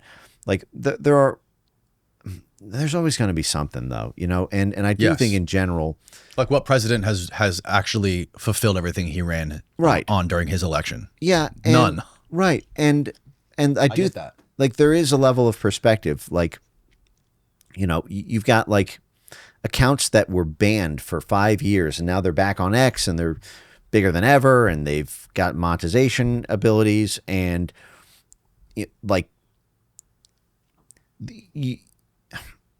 and the only thing now, look, understandably, when something's a pain point, like you do get the complaining to celebrating ratio is always going to be high because you're always focused on like what the current problem is and what the next barrier is. But I do think there is a kind of moment where these are relatively good times in terms of like the state of play for speech online. Like whatever your opinions are, like, I agree. But it just feels like we're in a pocket that's not going to last long. Right. Well, it's a fragile thing, and that means that the consensus, the institution, the coalition has to stay together to keep fighting for it. And like you have a lot of these, like the ADL was a huge censorship organization, like unbelievable amounts of pressure. Yeah, Elon said they're a terrorist organization. He just tweeted they're a terrorist organization. Where's the lie? I mean, but they just took down their heat map of Charlie Kirk, putting TPUSA on their hate group thing. They just scrubbed this, I think. Oh, they had TPUSA listed as a hate group type thing, and they did that because of the pressure, because of Elon and I think them wanting to probably stay within earshot of admin people, and the base made its voice heard, and even the ADL is taking that off, and so but that's why the thing I'm most concerned about right now are like the coalition dynamics. It was a scary moment to me when Elon and Trump had that big fight, because the cause, generally speaking, for freedom of speech on the internet has to stay together at an institutional and coalition level. There's no law you can pass that can't be repealed. There's no regulatory structure you can set up right now that can't be dismantled and replaced. It's the coalition that has the staying power.